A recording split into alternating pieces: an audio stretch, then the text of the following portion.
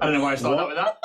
Merry Christmas, it's June. Merry Junemas, yeah. You know, it's the middle of the year. For December babies, you got to take a second birthday when you can. And I figured it was my sister's birthday the other day, and I wanted to inject myself into that instead. Because I don't know what it's like to have a mid-year birthday.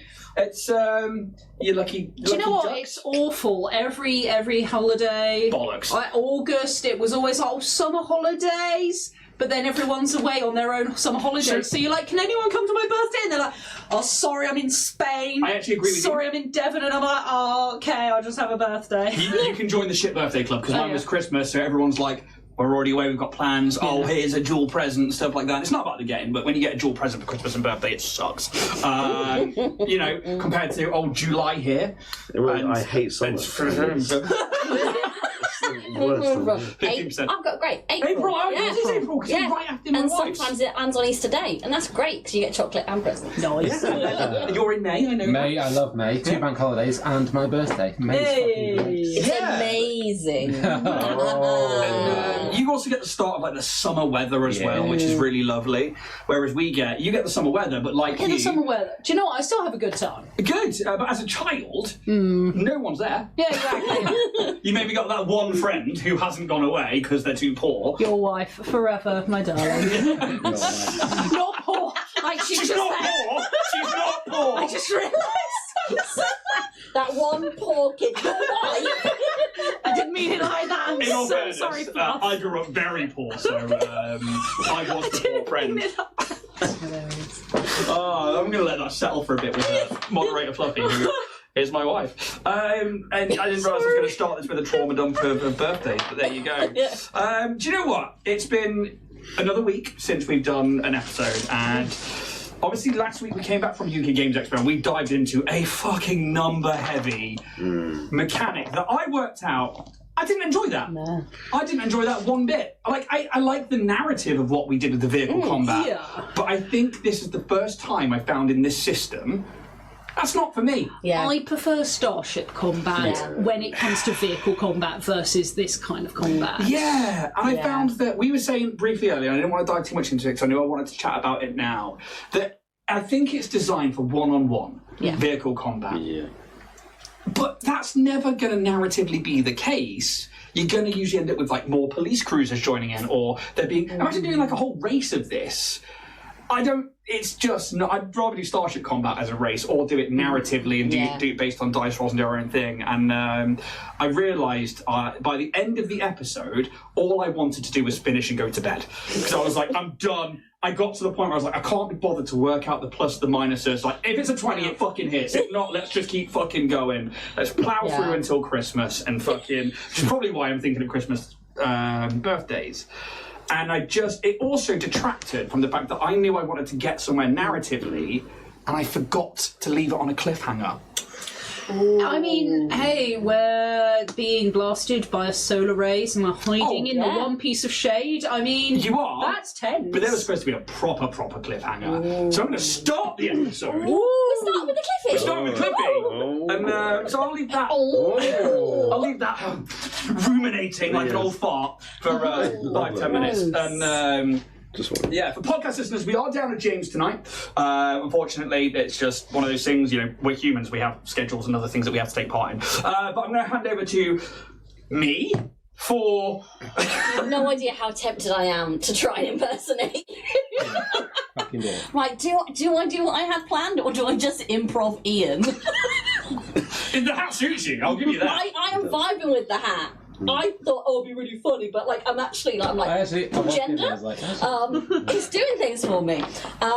It's weird, 'cause it's like if I were to look into a female version of myself now, and I'm just like, whoa. Whoa, dude. Let's do it then. Let's do it. Hi, I'm Girl Ian. The Dragonborn Bard. And you're watching Dragonborn Industries. Now, let me lean back as far as I possibly can in this chair. You've also got my... See, I'm so good at this impersonation.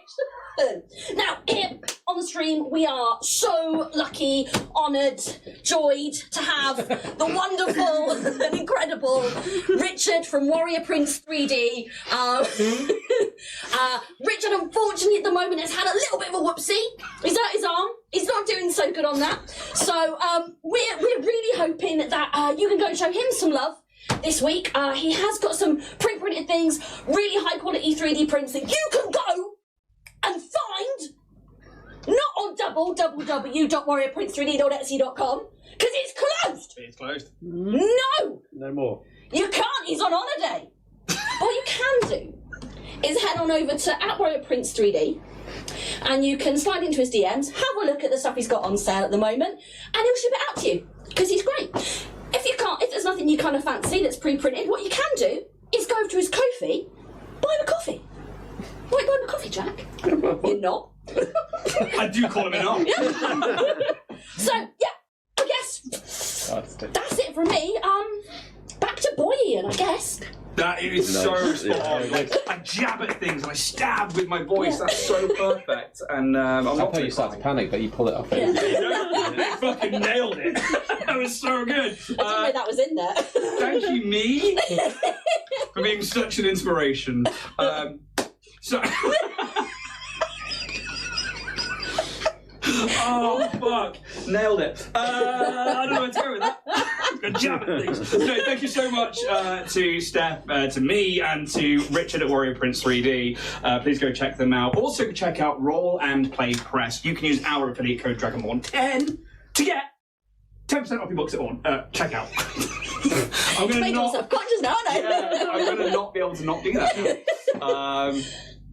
Go check out Roll and Play Press. They're awesome. It was really nice to meet up with them again at UK Games Expo. Use that code to get 10% off your books, and it lets them know that you've come from us.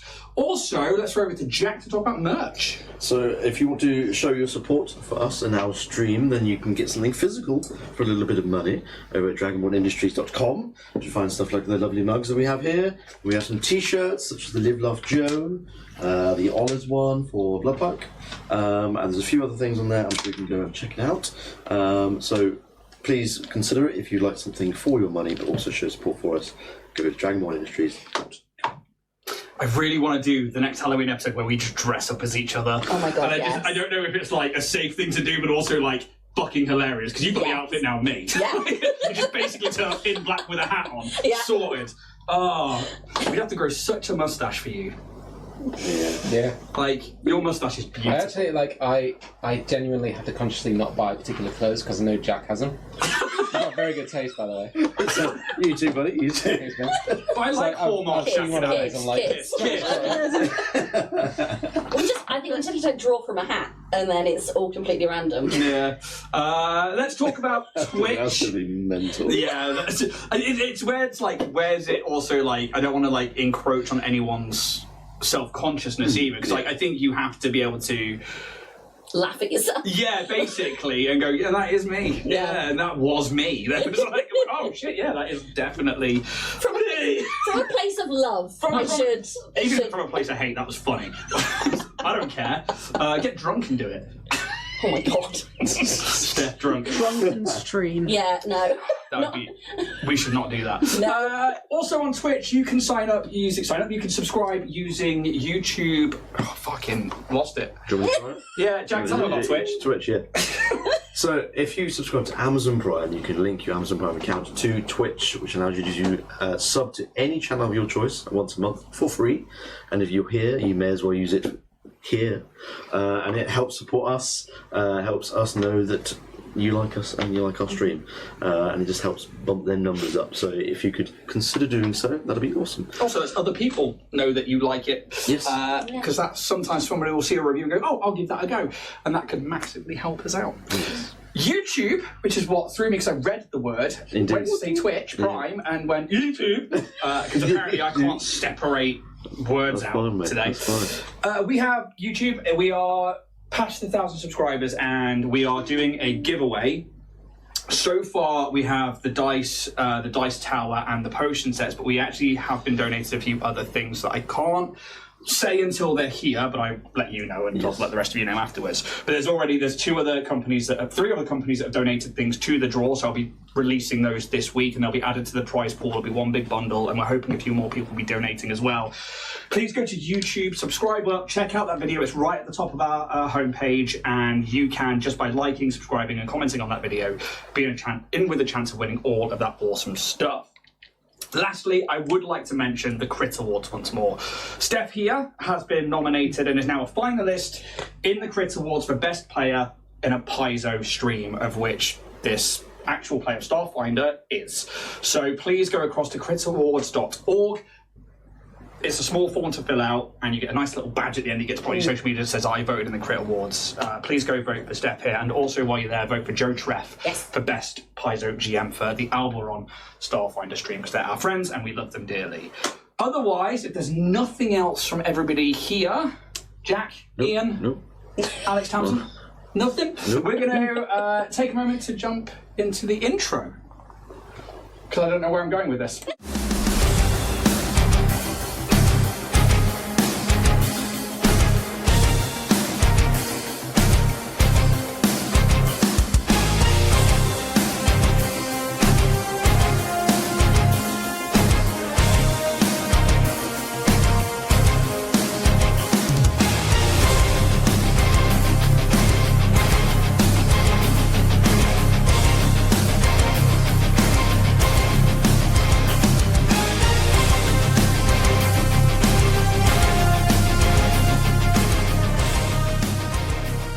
Nice.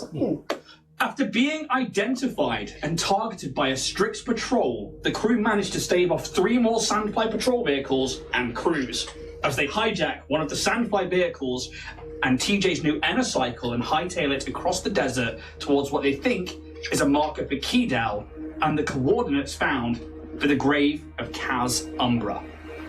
A solar storm inbound, the crew managed to get to the location of the coordinates, a place on the northeastern side of the tower known locally as Underperch, as it sits in a slither of shade offered by a platform at the top of this tower, used for high-priority ships and personnel to come and go, which is a rarity for this secluded society. As your vehicle powers down, the heat rises in the incoming solar flare. 2 things are clear. That homing beacon that says H1 has a secondary H2 has now appeared on that scope. The hollow readout of the tower is now evident as the scope has to pull out somewhat as it arrives at your location to show you the vast footprint of this tower. The H1 is on the south side of the tower, the H2 on the north side of the tower. The second thing you see, as the dust of your stolen vehicle settles, is probably those on the outside that see it first. Bodies strewn about the floor of this small, shaded area. That was the clip you're supposed to leave it on. What Cliffy? As the air here hums with heat and silence, broken only by the distant howl of wind or some tumbling of stone on the horizon. Underperch has no buildings, no shelters, only dust, rock, and the whisper of a hot wind. Yet in this sparse shade, a gruesome scene now scars the ground. The broken, lifeless bodies of 9 Strix. Were they flung from the heights of Keydal or brought out here and killed execution style? I hand over to you, the players. What would you like to do? You gonna eat that? So just to remember that Pez is currently piloting, Sylvia in the gunner's seat. On the outside now is TJ, Kaz, and Roos. Just a quick thing. Yep. Underperch is on north side of the tower. Northeastern side. Northeast. So H1 is where we are and H2 is on the other side. Yeah, so H2 is what you were aiming towards, and then as you've gone to the coordinates, you've ended up skirting around about a good, 1,000 feet away from the tower. You would have seen where H2 roughly is, there is like a sandstorm permanently outside the base of the tower. Kaz would have let you know that is an illusion, it's a hologram, designed to kind of keep people away from that area. You can give me a recall knowledge check on that. As you skirt around, you see that the holoscope zooms out, and you see this massive 1,000-foot imprint of this tower, and on the north side of it, opposite where H2 is H1, and Underperch is sort of on the northeastern side, so it's sort of in the 1 to 2 o'clock position if you were looking at it like a clock. Okay. 6. I mean, this is part of your culture and who you are. As long as it's not a nat 1, you would know that H1 and H2, probably now that you're closer, relate to these they're like entry points to the base of the tower. They're old caves that were massive in stature, but because most of the Strix can fly, there would be like entry and exit and entry holes throughout the entire building. There was one in your parents' house that you've seen, and even actually in a vision that you had, your dad flying out and wanted to show you how to fly. But these essentially parking garages are used for things like the Sandfly, and they are designed for patrol members of the defense forces here to have those vehicles and maintain them. Give me another with your culture on top of it, please. That's not great. 22. Okay, you know that there's minimalistic people within Keeda. I mean, the Strix race is not massive. There's a couple of thousand at most. You've encountered 4 Sandfly. That's probably the entirety of H2, the Southern Patrol. There is probably another 4 with H1. Fucking butt to mouth. I was going to say, we are killing your race. But at the same time, they were targeting you, and that that's kind of the thing. Underperch obviously is underneath this massive slither of shade, and right at the top, we're talking nearly a mile up, is this like platform that is a landing pad, but also where dignitaries and also higher up Strix will fly from. Not very many people leave Keedale on ships or come on ships, but you are one of those people that were allowed access to that before.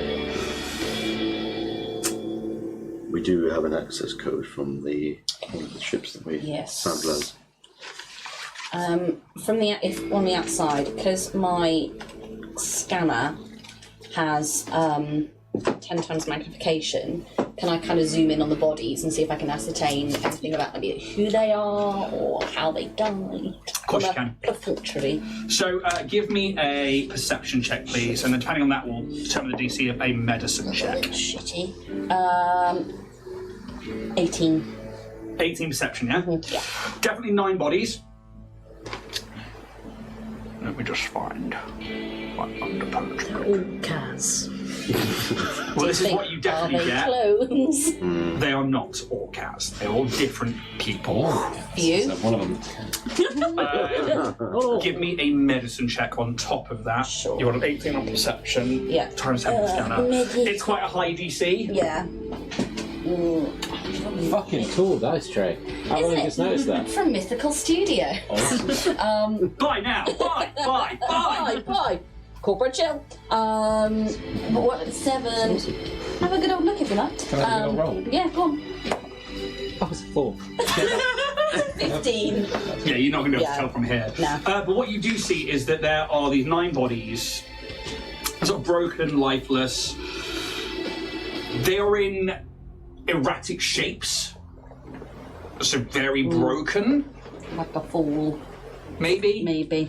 Do they have wings? From the cockpit, give me a perception check. You can also just stop saying you're getting out. I don't know. It's up to you. I think I would like to take a further proper look. Get down. Should we take ascertain the if they've Sandfly been down? left there, or they've been sort of like killed or died, and then things have been taken off them, or are they just like? Sounds like we're getting out of the vehicle. We're gonna Sandfly down. So your choice then, so Sandfly's landed, you can then start detaching yourself from the cables on the outside. Pez undoes the cockpit for you, and you guys can start climbing out.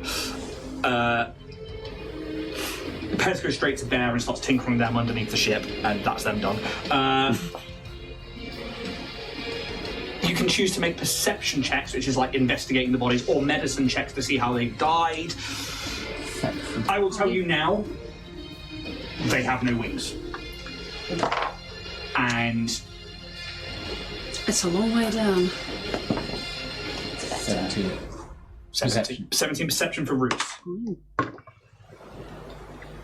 29 perception for TJ. 26 medicine. I'm also 26 medicine. Okay. Very nice. Just dive in. You see what I see? They fell down. Medicine, what I medicine. They're dead. Fucking dead man. I heard the fun.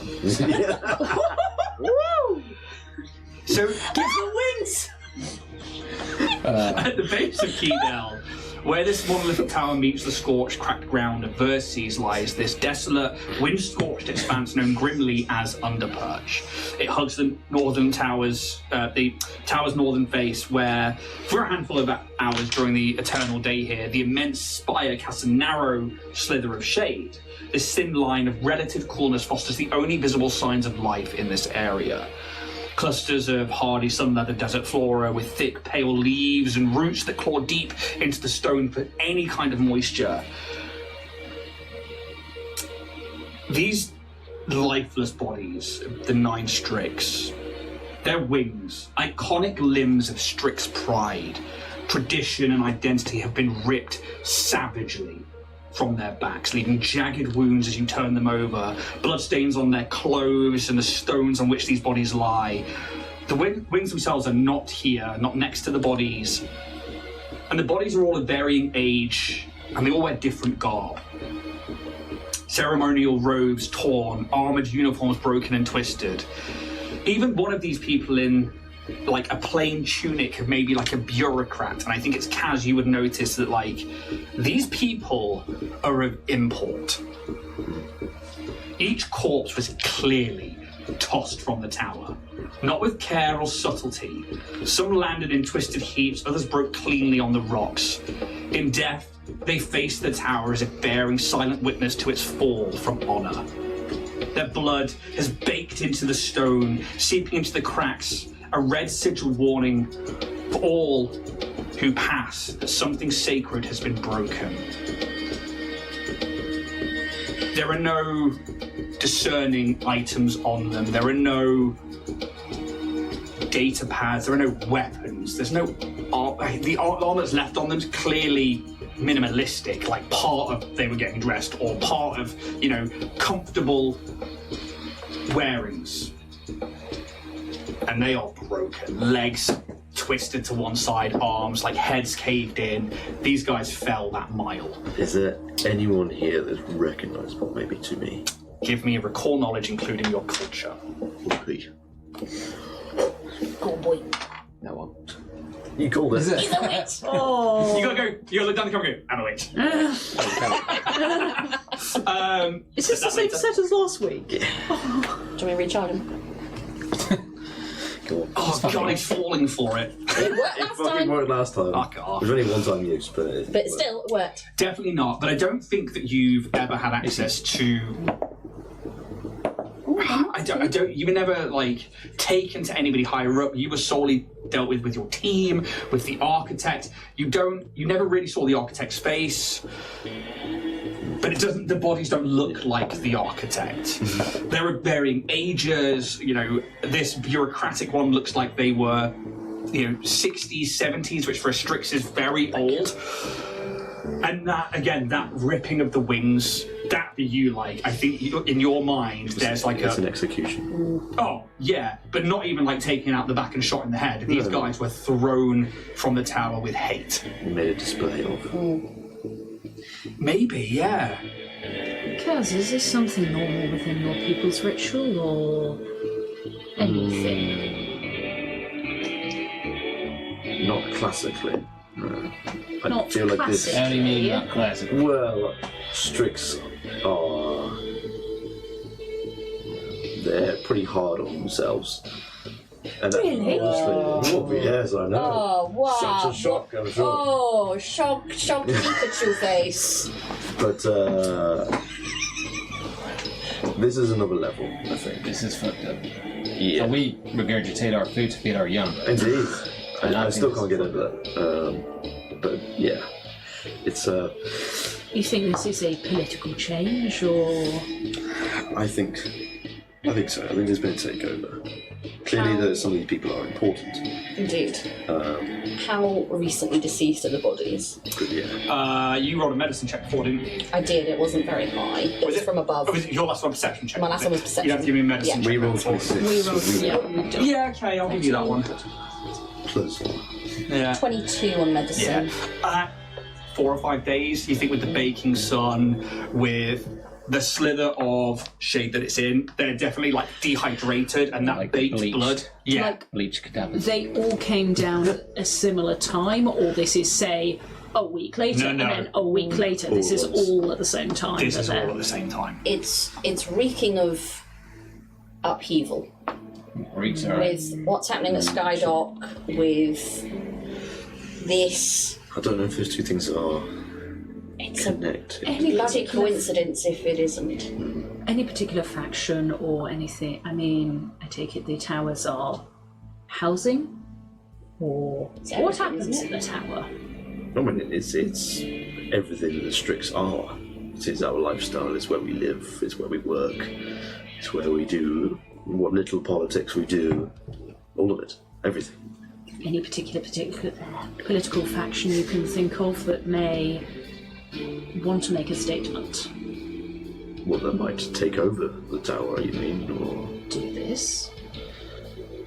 I can think of one or two people. unless the what's the main The Sun city? Council. Yeah.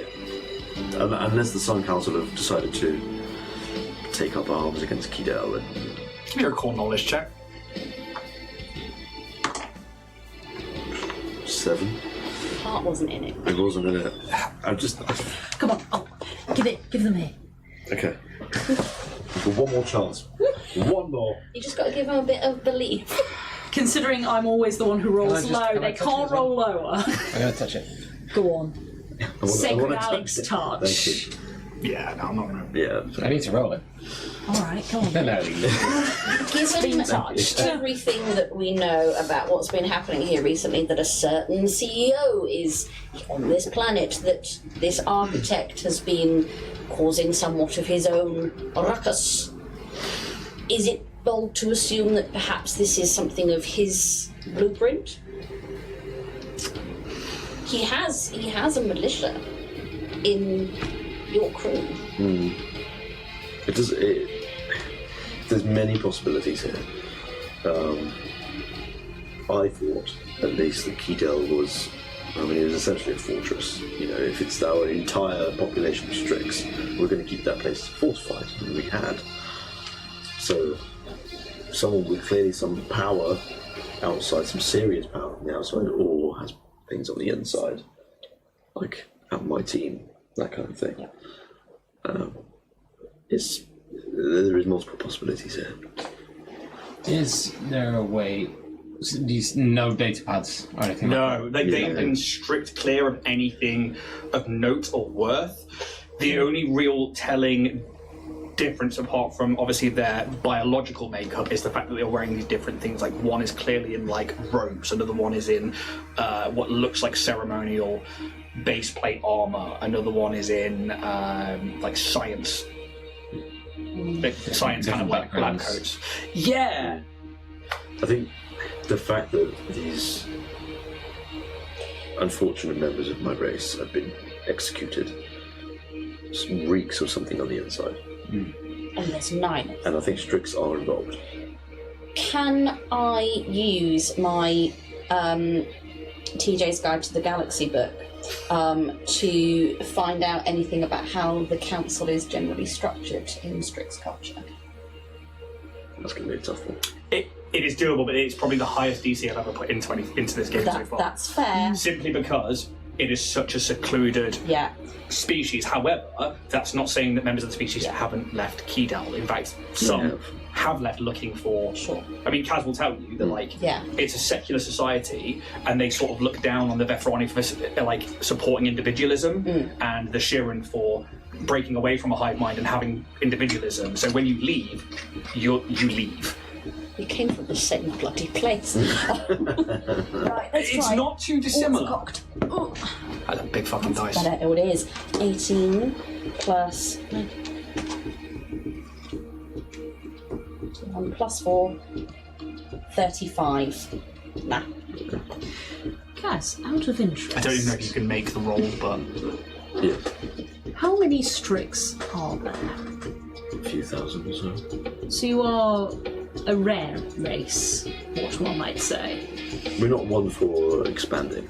we like to keep it secular and small. We think that it makes us more powerful, more specialised. I see. Is that why you started cloning? I don't know why the cloning started.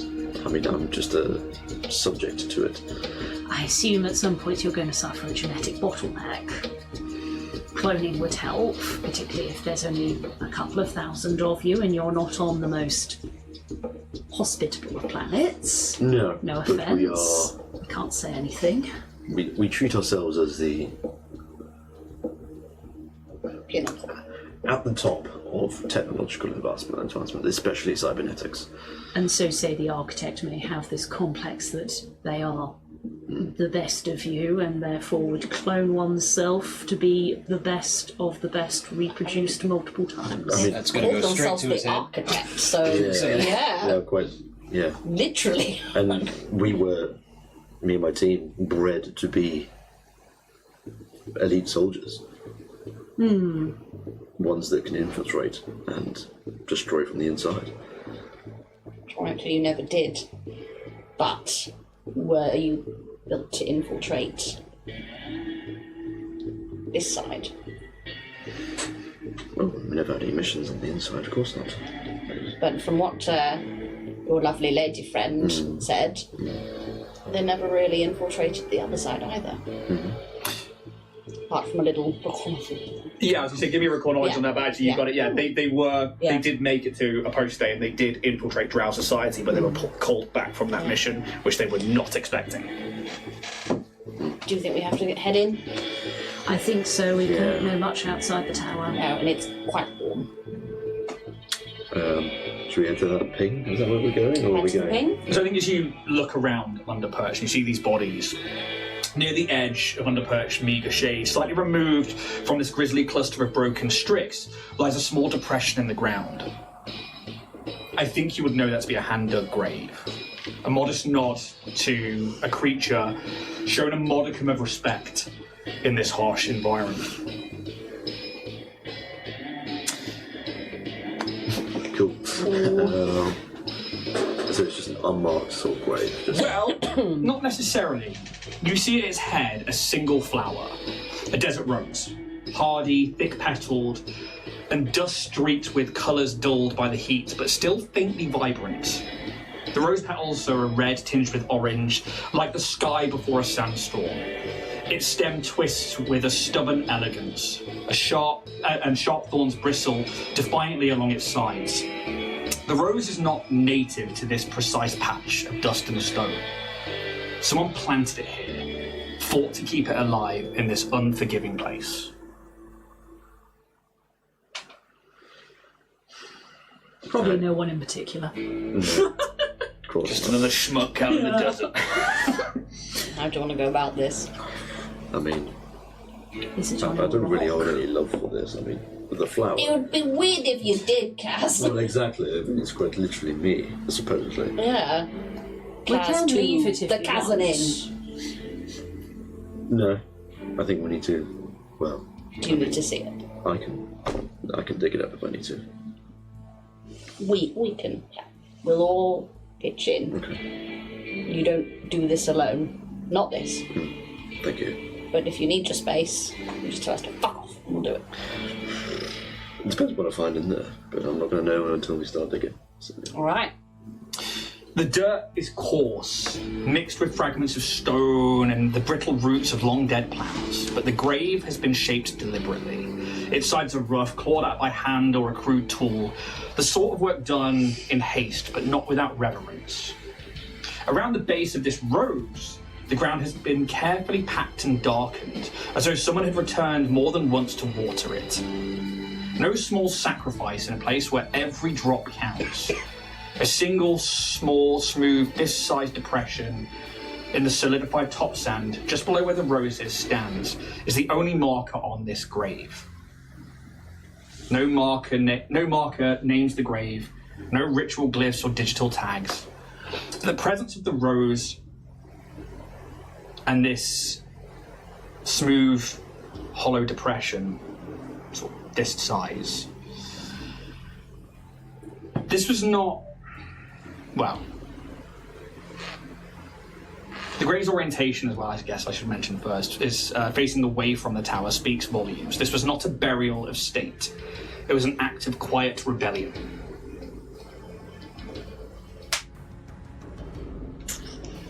Oh, leak.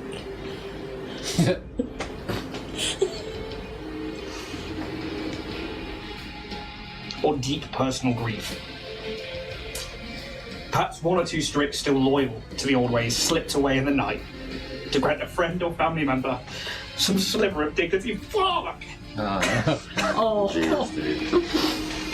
Oh, in a place ruled by heat, violence, solitude and silence, this grave whispers something different to you. Love, memory, and perhaps a promise of justice or revenge. Come on, boy, you can keep it together. You gave the plot away, isn't it? Then you said leak. Leak. Like, oh, he said something he shouldn't have done. No. That was, I've had that one sat there for a while and I've forgotten. Oh no! Oh God, I played that out!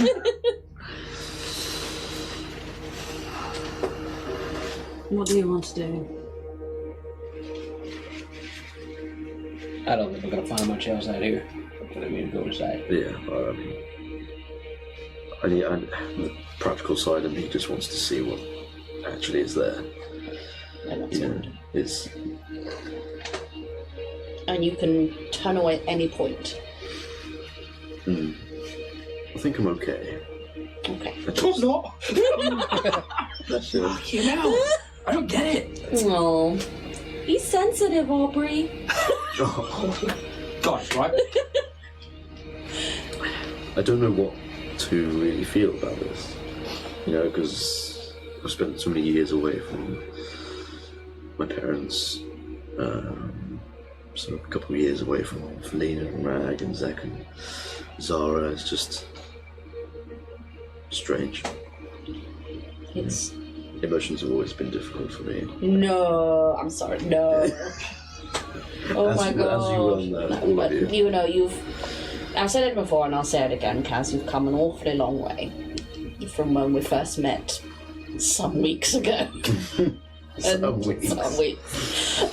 Maybe a month tops. You know, I was tracking this at one point and I just stopped. I think it's been a couple of months. Yeah. You know, you've been through an awful lot in your life. And, you know, you've been alone a lot. Yeah. But you're not anymore. So... Best advice I can give you, ball it all up. No. And then start playing TTRPGs. It's worked pretty well for me so far. Oh, right, okay. So the coffee machine was the first gift, the second is therapy. Kaz, Yes. don't dwell on what you are not. This is not you. You are you standing here. Yeah. There's a lot of questions, you know. Like, Sure. at one moment I thought it was just me, you know, as everyone does when they're born. You are your sort of singular self. And then an event like me losing my other team,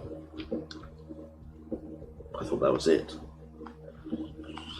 And now I discover that they're alive and there are copies of me. It makes me sort of question, was I the one that experienced everything before? You know, I'm pretty sure I'm still me, but am I still me? Like, how much of me is me? That's only something you can ever know, but you are as you, as for as long as I have known you, and I'm sure as long as this group has known you. From one So lab that is experiment to another, you are you, regardless. I'm lost. Who's who? This is That's Kaz. exactly the question. But no, you... Coming from a batch or a group, Yeah. there is always the question of individuality. But you are unapologetically Kaz, versatile, the horse, Umbra. Spores. Yes. And yes, nobody you're can right. take that from Yeah. you. Now let's dig up your corpse Yeah. and get into this. All those questions, let's go ask. We'll do both. Exactly. I'm going to use Omni Tool, which is like a cantrip, which is where you hold a touched object, it transmutates into a tool you need for engineering checks. Spades for everyone. Cool. Here's your shovels. You Can't add that to my The notes. children, yeah, the mines. begin to start digging at the dirt. And as you begin to breach and break through the top crust, heaving and bustling your own bodies to break the seal of this hardened ground here, you start having to pull chunks away like large rocks. And then you feel like you are through the worst of it, and you take that moment to breathe in this hot, uncomfortable air at the base of Keydell, and you can feel it is getting warmer now. The dry air is still as death in this moment, and the moment baits you as you dig. The sand beneath the rock's solid crust is fine as powdered bone, and when you brush it aside, it gives away too easy, like it wants to be uncovered. And there it is. There lies the body. Your body. Or his. Or whatever line now divides the two of you. Kazumbra. That name echoes hollow in your chest as you kneel beside yourself. Time has not ravaged this corpse. The arid sands have preserved it with an eerie reverence. Flesh remains pulled taut and dry, not decayed but desiccated. Skin leathered and slightly mummified.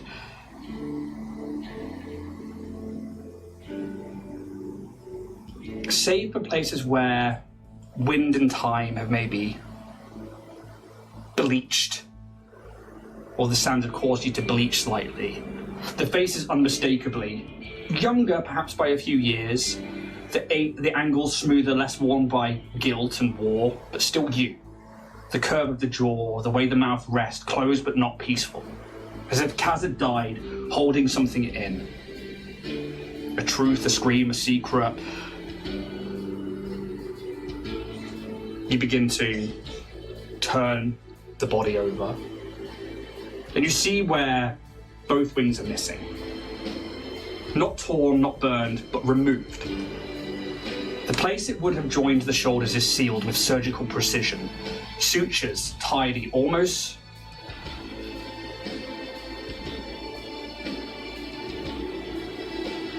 too perfect.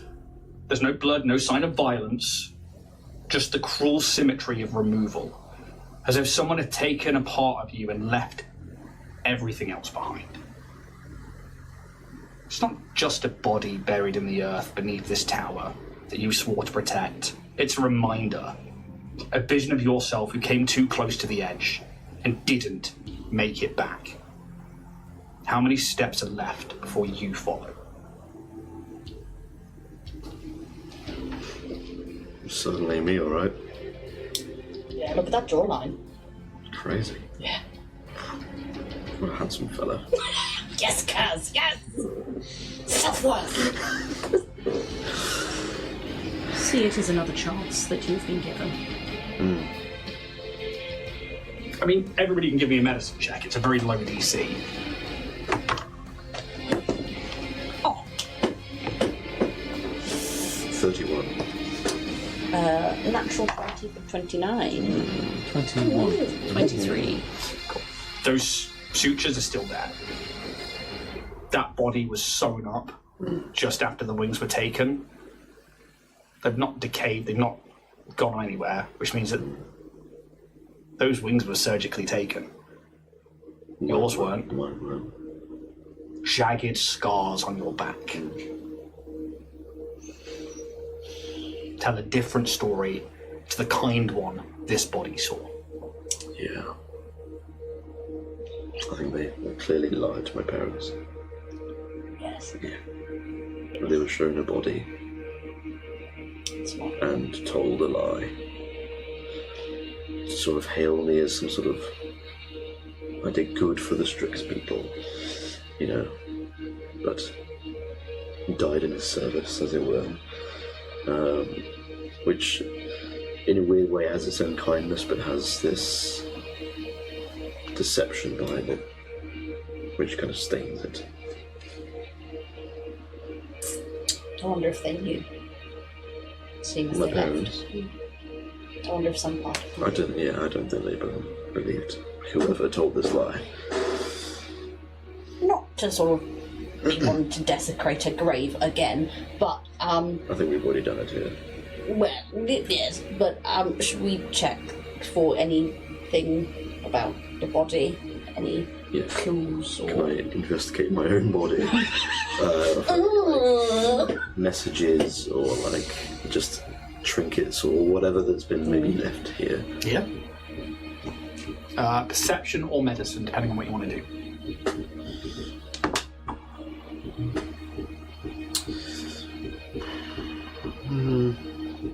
I'll do perception, which would be a 26.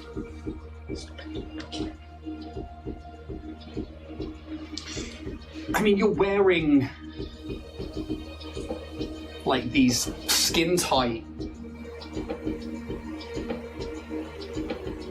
I guess, flight wear trousers. And even in that, those legs aren't augmented. That's something that you know you've had for a long time. Yeah. You know that's something that every member of your team has. The ghost of yourself here doesn't. Those clean suture marks, those... I mean, minus the desiccation, this is definitely like you around the time of the incidents. Yeah. But you think to what Felina had said, to what Dr. Grimm had said, is this your clone? I think it solidifies more that you're not the clone, that they are. And that a rudimentary amount of throw some trousers on him, sling him in a grave down here, is about as far as it went. But looks like a backup plan to me. yeah, the one that failed.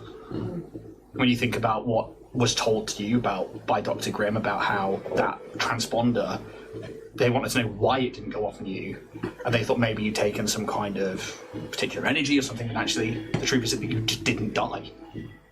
So when the rest of the crews got sent back, they died. And instead of looking for you or for thinking that you survived, it appears that they went, oh, that didn't work. Out with the trash. Felina said they warned you. I mean, there's a grave here for you with a rose that's clearly been watered.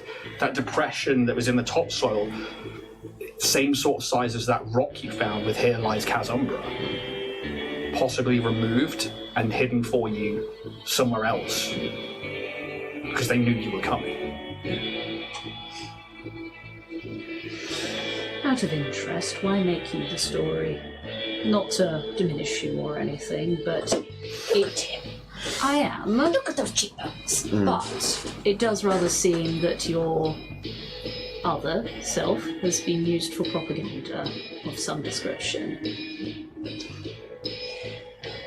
Why you? Well, I don't think there's a particularly larger picture.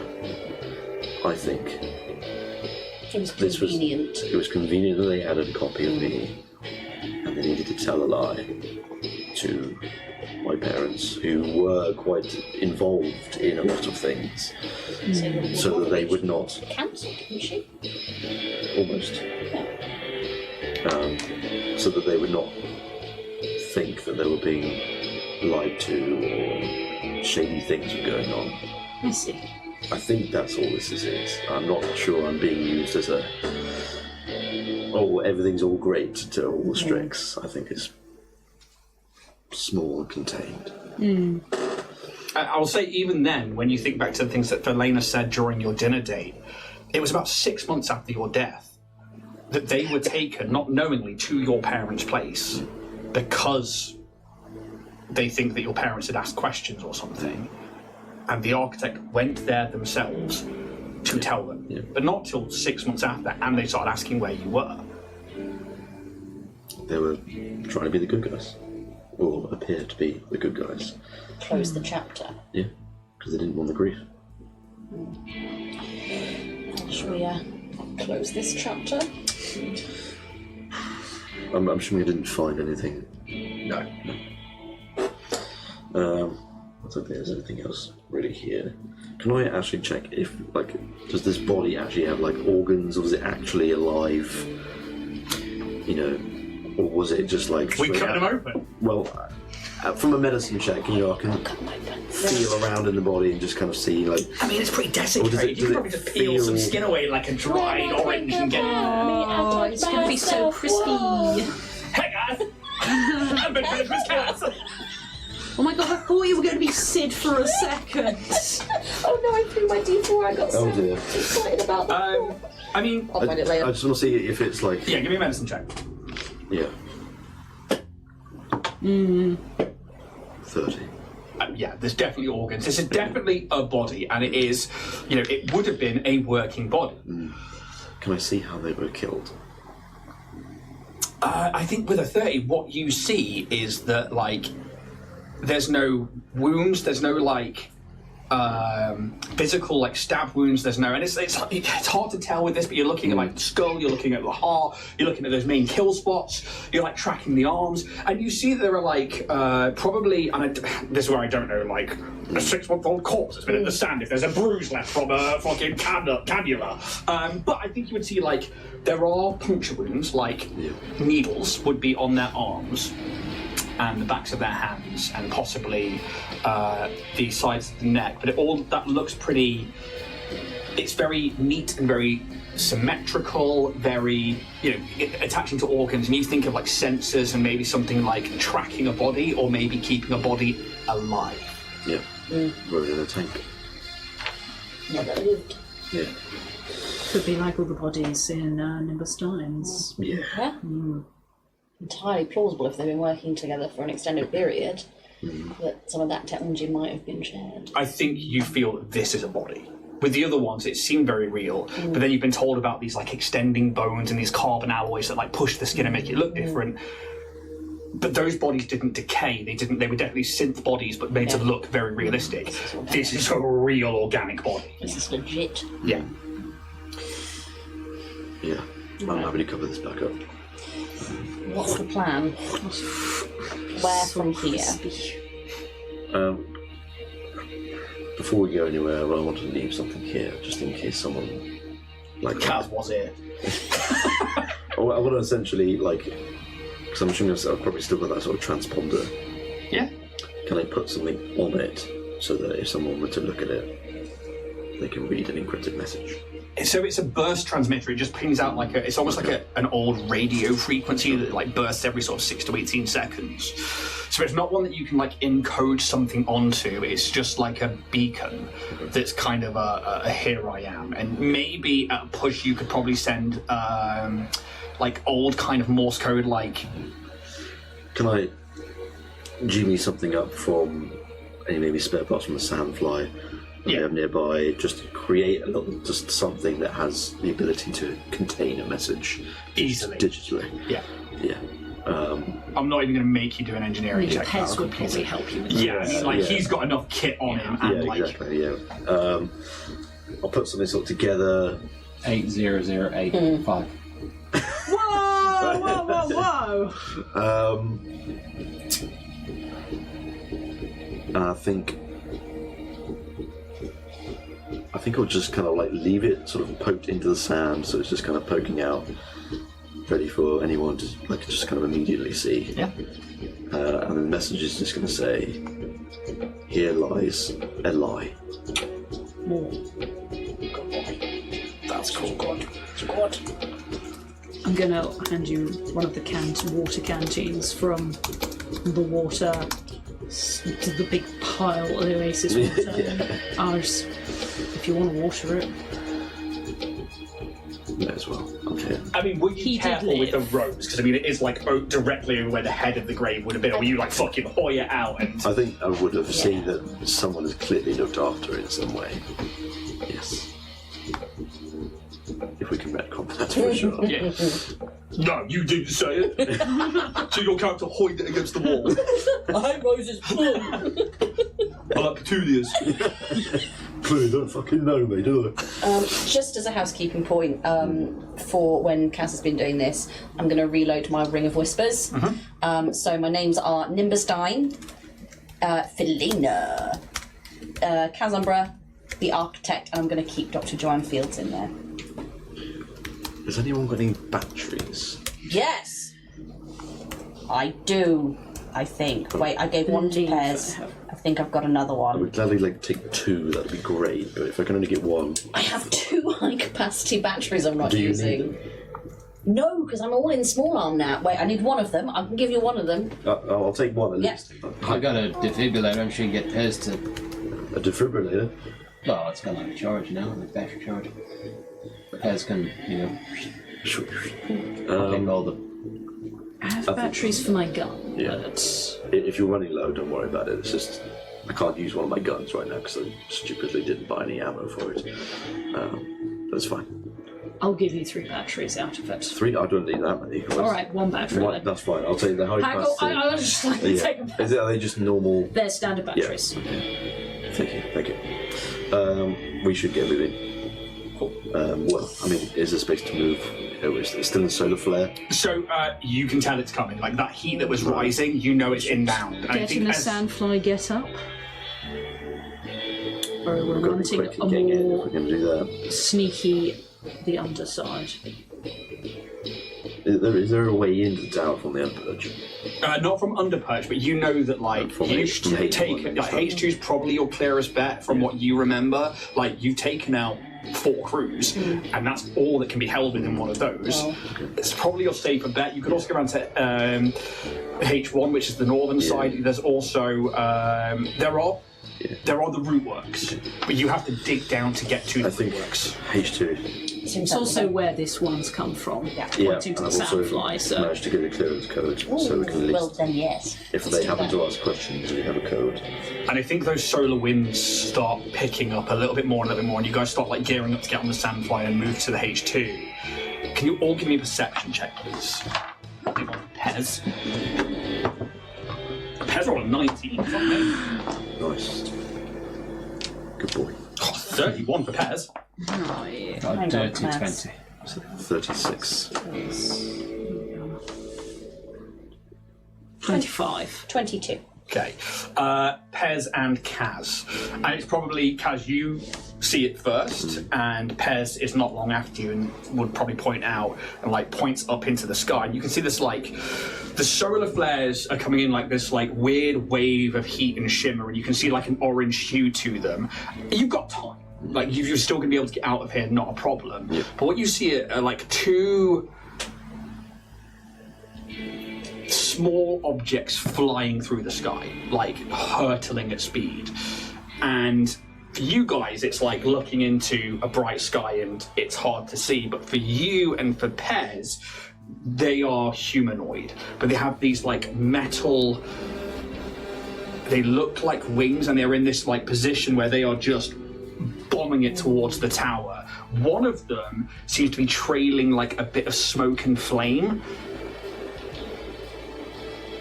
And it's like, you can feel that heat really picking up, and you guys have to get into the sandfly and start making your way. But you just see them basically over where Underperch is. And the actual top perch would be. And the solar crown. And you guys power up the sandfly Yes. and begin making your way Do you want to go downtown. in the gun as soon as you can speak Walking fast. to them if anyone asks anything? Yeah, yeah. Sure, thank you. I would say at this point you will have probably lost about 4 hours of environmental protections. I don't think it's going to matter too much, but just in case you end up getting stranded outside.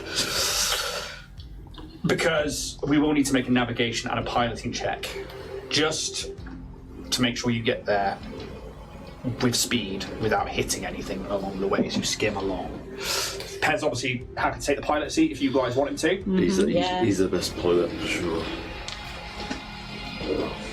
It's like, buckle up there. What was the other check? You will be a perception or a survival check. Your choice. You can actually replace that with computers because it's got its own navicon. It's like the Drake. Right.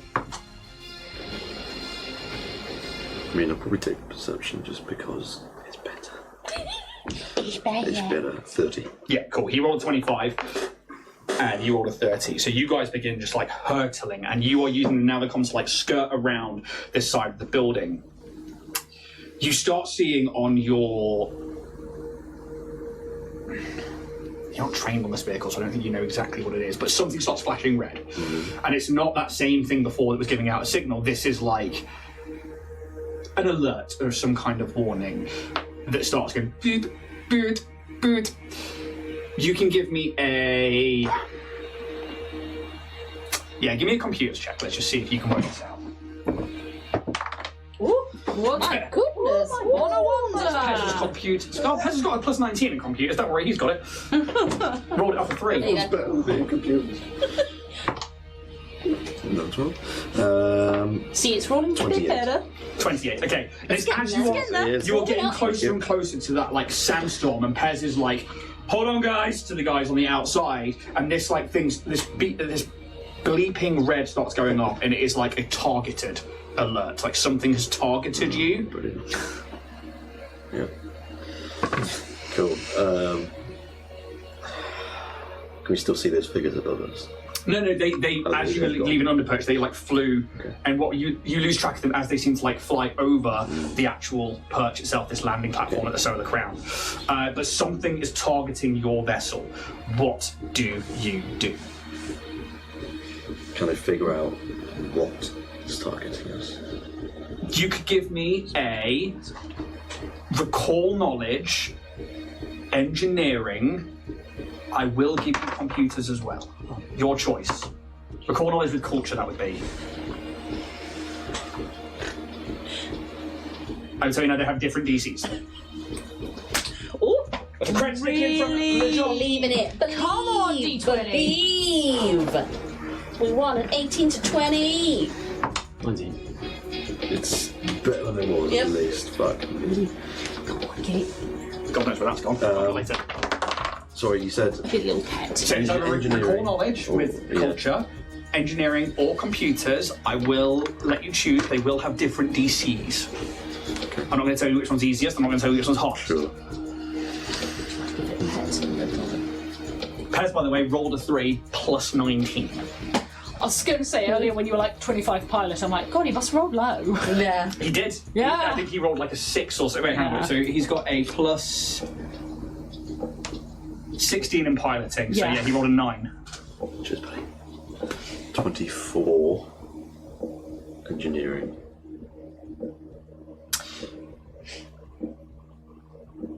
A weapon system has targeted you. One that locks onto vehicles when they get too close to a perimeter.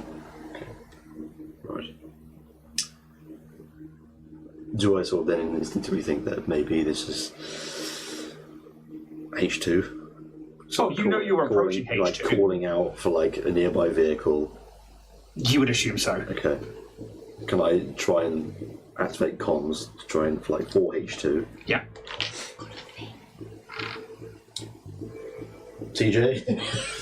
Yes, Kaz. It's just a bit, I've got a thing. I've got a thing. Get inside, quick! Okay. Excuse me. Open the Excuse me. cannon. I'm sure the data pad is like a clearance code that's Okay. Cool. What's the backstory? What are we going with? I'll make it work.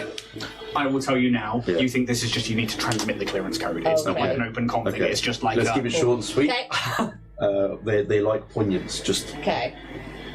Just I'll just go on comms. like Soundfly calling in. Sandfly calling in. Clearance code E4EDD19 requesting access. Okay, just to reiterate, it's just a type-in code. Like, Type in the code. like what I'm trying to say is like you don't need to. All you need to do is put in the Sure. transponder Okay. or I'm gonna clearance code. say it anyway. All I was trying to get to. I wasn't like trying to lead you to You anything. I was like trying to massively say. overthinking me like, ugh. No. Ian's trying to stop that. It's like you know that's just like Yeah. you're like okay. I just want to need put my head in at the moment and just go, are they going to expect this in Strix? We're just typing it I in. think, yeah. Yeah, you know that you just have to put in this code Yeah. and it will give you clearance into H2 without being shot at. Okay. It's not like we have to get on the comms or anything, Lady Sylph. Code inputted. And instantly that goes and powers down that particular unit, and for those of you on the outside, Excuse me, I'll come back out again. Excuse me. you are like, you brace yourselves to hit sand, and you go into it, and nothing changes for you. Only the visual of having sand around you, but you put your hands through it, and it's like watching it like break into pixels. Ooh. And you can see it like bursting like a slipstream around the outside of the sandfly. And you go for about another 100, 200 feet, and then it gives way to an opening. Opening? That got you. A cave-like entrance. Oh my god. Usually surrounded by this small dust cloud, this holographic display. It is the very lowest entry point for this spire. This open 70-foot cavernous entrance, which in the larger picture of this tower is quite minimal in scale. You guys start heading towards it. Do we see anyone sort of looking out for the vehicle coming in? You can give Like me... someone just doing that. Where's his name? It's over there. So give me a perception check. So, big headphones on. This. So you can do a perception check, or you can use a computer's check to do it on the like Navicom holo projector.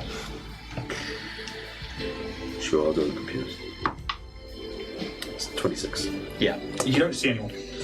You see that H2 is now right on you with the comm. You see that it's now just like, even zoomed out, it is just a wall perimeter, and you see this like wide cavernous space that you know this vehicle fits into, but you don't see anybody there.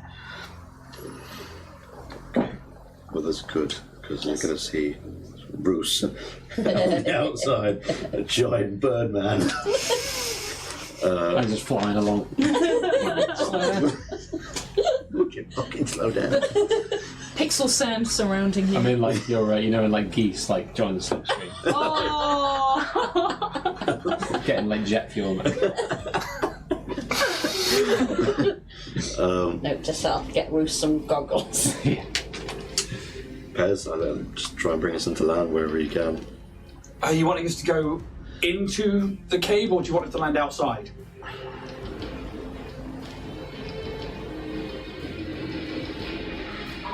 Do I know if they typically land inside? They probably would. It's essentially like a parking garage for these things. Inside. This is where, like, Inside. I mean, give me a recall knowledge check with culture. Let's do it! Fuck you! Okay, Six. that's You know that they're, like, the crews keep them in here sometimes, but otherwise you don't know what the deal is. I don't think you've ever been down to the root works. I'd love to see it. Sexy dice are out. Rune Fable dice. Green Fable dice that Jack bought, and I genuinely believe that Miles is the best dice maker in the UK. They are so they are so lovely. hot. How do they roll? We'll see. Or just before the stream, he was like rolling them in the house. They got all tweeners. I like twins, that's A fine. tweener is a good. They are pretty. They're so pretty. Yeah, Miles is an amazing dice maker. Absolutely incredible. Everyone go check out Rune Fable. You guys. I'd sort of just direct as and just act normal, basically. Act normal. This lot. I don't know, just fly casual. Just don't do any tricks, or Like there's- casual. You can. Oh, And as if you... he was listening. I said it, I literally said fly casual. Yeah, but Casual. You know when, You see? you know when I came into the house and you were like, why are you smiling? Yeah. I'd made that joke in my head. Oh, really? See, it's because I'm girly in today. Not fly casual, but I was like, at casual, because I figured you guys would be like sleuthing around and somebody was at casual, and I smiled at myself and I thought, I'm not going to say it, because somebody else will say it. Yeah, girly in. Hello, Girlian. Ian. Gian.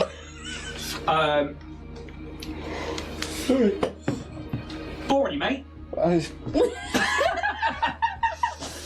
For podcast listeners, Alex gave it the big yawn. I did cover my mouth.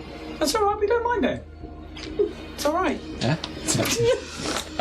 You Lack of sleep last night. bring the vehicle out of, even through this holographic sandstorm, there is still sun that beats down. You can feel that solar wind has really picked up. It's enough that it's like picking up the back end of the sandfly. But as soon as you cross that threshold, it's almost like everything goes dark again. And for a moment, Pez has to like slam on the reverse thrusters and brake because they can't see, even with their dark vision. For everybody, you know, you are like, it just goes green for a moment where you can't see from this like bright sunlight into this cave. Dust kicks up everywhere. But you can see on that Navicom, as your eyes adjust, that you are inside this large cave. And you can see that there are still like pillars of stone that reach from floor to ceiling and these other little like divots all around the wall. And you can see that there are like metal plates been like placed into the floor in certain areas, 4 of them, and then there are like workbenches and crates next to each individual one. These are probably the maintenance bays or the, you know, the parking bays for these particular vehicles.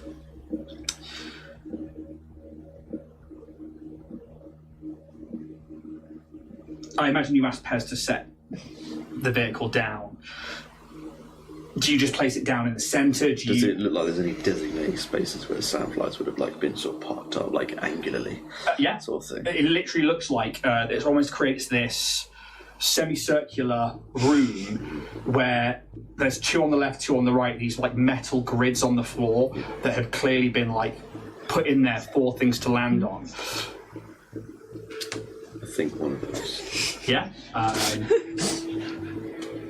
Should park across 3 parking spots. I've rolled for which one it is. I'm just Pez popping going in. to put it down. Yeah.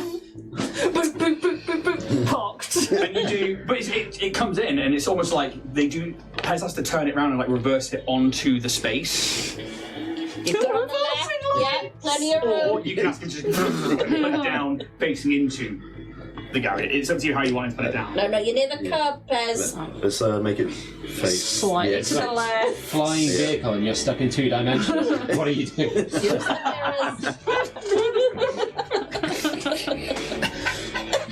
Austin Powers, isn't it? Oh my god, 3-point turn. But as you begin to power down and the wings stop and the dust starts to settle, you are faced with this empty room where clearly people have worked on vehicles all these patrols have set out from. At the back end of this monolith's hungry mouth are 2 enormous stone doors, adorned with writing, symbols and glyphs, all pre-gap and hard to read. But where the creation of whatever original inhabitants of this tower were, 2 great stone counterweights can be seen disconnected and laying on the ground. And over on the right-hand side of that stone door, now carved partly into the stone, a computer terminal. Tarps and dust covers lay over bays where vehicles should sit, but now only laid out maintenance tools sit. Small empty boxes have been used as makeshift seats around central crates that act like small tables in each station. The remnants of where the patrol teams and crews of the Sandfly potentially discussed plans, tactics, or maybe even a brief rest or played some unknown games to pass the time between patrols. Around the walls, behind these designated areas, are small openings. You can't really see into them from there. You see like one of the bays across from you is like a tarp-covered statue. You can see tools, you see bits of equipment lying around. I'll hand over to you, the players. What would you like to do? Do these... Get out of the Sandfly, obviously. Yeah. Sweet darkness. Do these counterweights look like they belong to the door? Yes. I'm not even going to give you an ancient engineering check or anything like that, but they've clearly been cut and No longer needed. Yeah, but I think you know that anyway. Not that I don't think you've ever been down here. But judging from what I've seen from the tower, like the archaic sort of stuff has just been replaced by computers. Upgraded. Yeah, exactly that. Yeah. And like, you were not the first inhabitants of this tower. You would know that it was said that like other ancient avian-like races once, pre-Gap, lived here, but they were supposedly went further down into the ground, and then the Strix ended up moving in sometime before Gap, but ended up sealing off those tunnels that went further down because the rootworks house the moisture farms for this tower. And ghost stories and rife speculation led the council of the time, pre-Gap, to go, right, let's just seal that off. They chose to go underground, fuck it. They live down there, this is ours now, we now live here. So like, a lot of the tower was built before you got here. There's a lot of things that are pre-Gap, there are a lot of things that, you know, the Strix never quite understood, but it was just such a perfect fit for your avian-like race to move into this avian tower in the middle of this desert. This is going to be fun. I found World's Praxer. We're in dangerous waters now. Very dangerous. It's a fucking desert, man. Dangerous Note to self, sands. get Roos a book of expressions. Oh, you mean like this? Oh, very good, very good. Are we safe at this moment right here? I think we've got a hot minute. Yes, as no one is around. As Cass has a little look around. Give me a perception check. Much better. 33. Quiet. We're good for the moment. I'm going to say I wouldn't, for lack of talking in game terms, wouldn't mind taking a rest if we are potentially going to go into something dangerous on the other side of the door. You're talking a short rest or what? Tilly a bit longer, maybe. I'm completely out of everything. Sure. Do we have that capacity, though? That's what I'm asking. At least a short rest, potentially.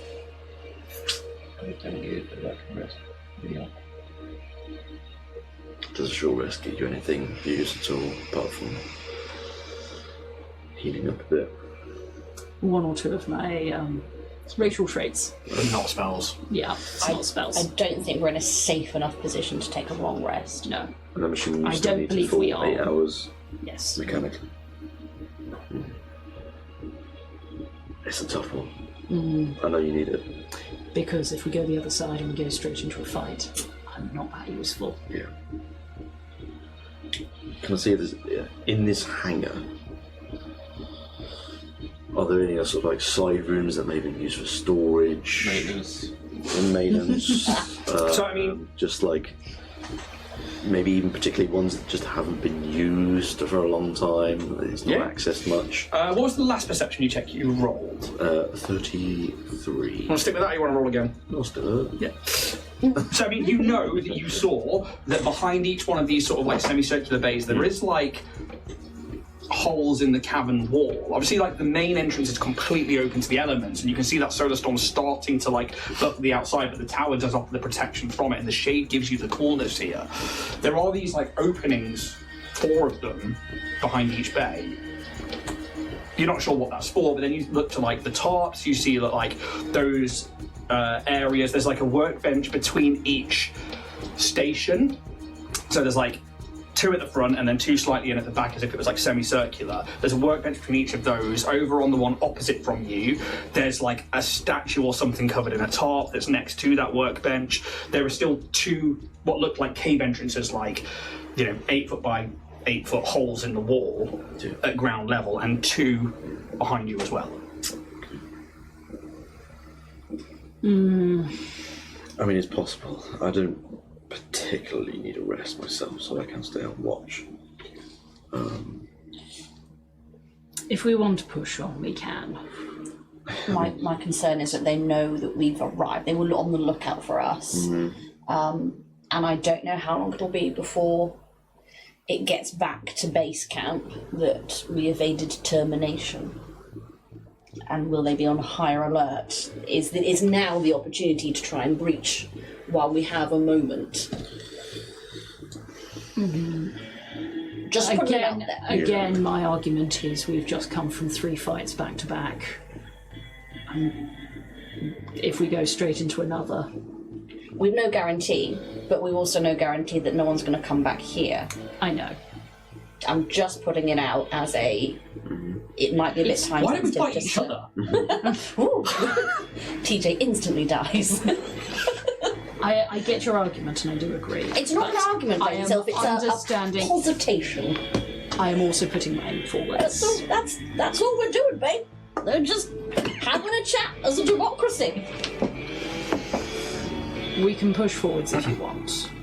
I mean, yes, time is of the essence, but if we also go in unprepared, that's a problem.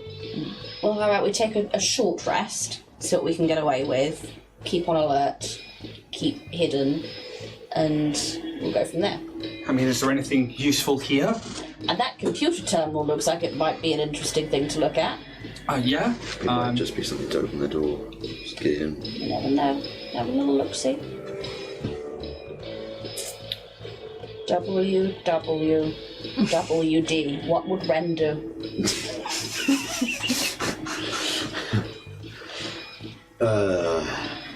Sure, let's take a look. But maybe someone stay with Sylph and at least I'll stay with Sylph. start your rest now. I think we can Whilst we go and have a look. Go on. go down. Be a pleasure. Yeah. A mushroom. So where are you going to rest? Probably in one of the darker ends of the cave. So that Seems towards delightful. that back door. There are obviously those 4 basically cave holes in the walls. Yep. Going into those, or Yeah. you like no, sod those. So either the back wall and then moving towards one of these bays. Your choice. Go into a back wall. To the back. As far away from an entrance as possible. Well, the main entrance. I know it's near to a door. Try and wonder. I wonder. It's one of those cave holes. Yeah, a little cave hole. So Dark and claustrophobic try and feels draw like what I see home. in my mind. So, say for example, this is Yeah. the cave that you've come into. This is just completely open to the sands and storms. There is this massive stone door here. Then you have these bays. Yeah. Yeah, that's all right. I'll see it. Then there's like a hole here, a hole here, a hole here, a hole here. This is where the terminal is. And then you've got these workbenches, which probably like so. These holes, are they like natural formations, or are they like Yes. vents? Natural formations. I don't know this. Then there are like crates here, crates here, crates here. There is this top and crates here.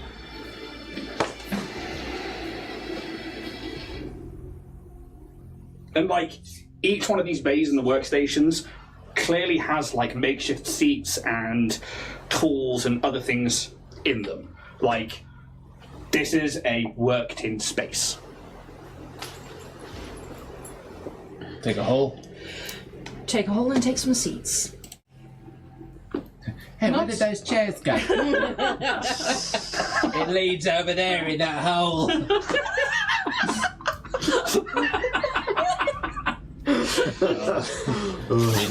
Where would you like to rest? I'll go with this back one on this side. This one here. So you guys are parked currently in this one, I will say. Oh, right. If I parked in that one, then I'll go on the back one that side. So you're going in here, Yeah. Okay. Give me a perception check. Focus? Yes. Do you have dark vision, Yes. Bruce? No, but I am a sun-worshipping chicken. You are indeed, but it's not combat, and you can't attune without combat because Paizo says so. I got 10. 10. Cool, not a problem. 24. 24. So you like move into the space, and it is dark in here. But these apertures in the wall, they are small tunnels, and they're like carved into the very structure, and they go about 15 foot back, and then stop. And on either side are like these 4 7 to 8 foot long, 4 foot high tall holes. Not kind of unlike, you wouldn't have seen these before, but Roos and the rest would have done. Kind of like the crystalline ones you found in the temple on Koshoria. There's like depressions in stone where you went to sleep, to rest. Yeah. But there's like, you can see that like there's a lack of dust where somebody has like taken a bedroll and taken it back out again. And you think to like 4 crews per vehicle, this was probably where they slept. Make myself comfortable. Yeah, you can lie in the stone. If you have a bedroll, you can get that out and start making yourself comfortable. And while you do that, Bruce, you're staying with her? Yeah. Cool.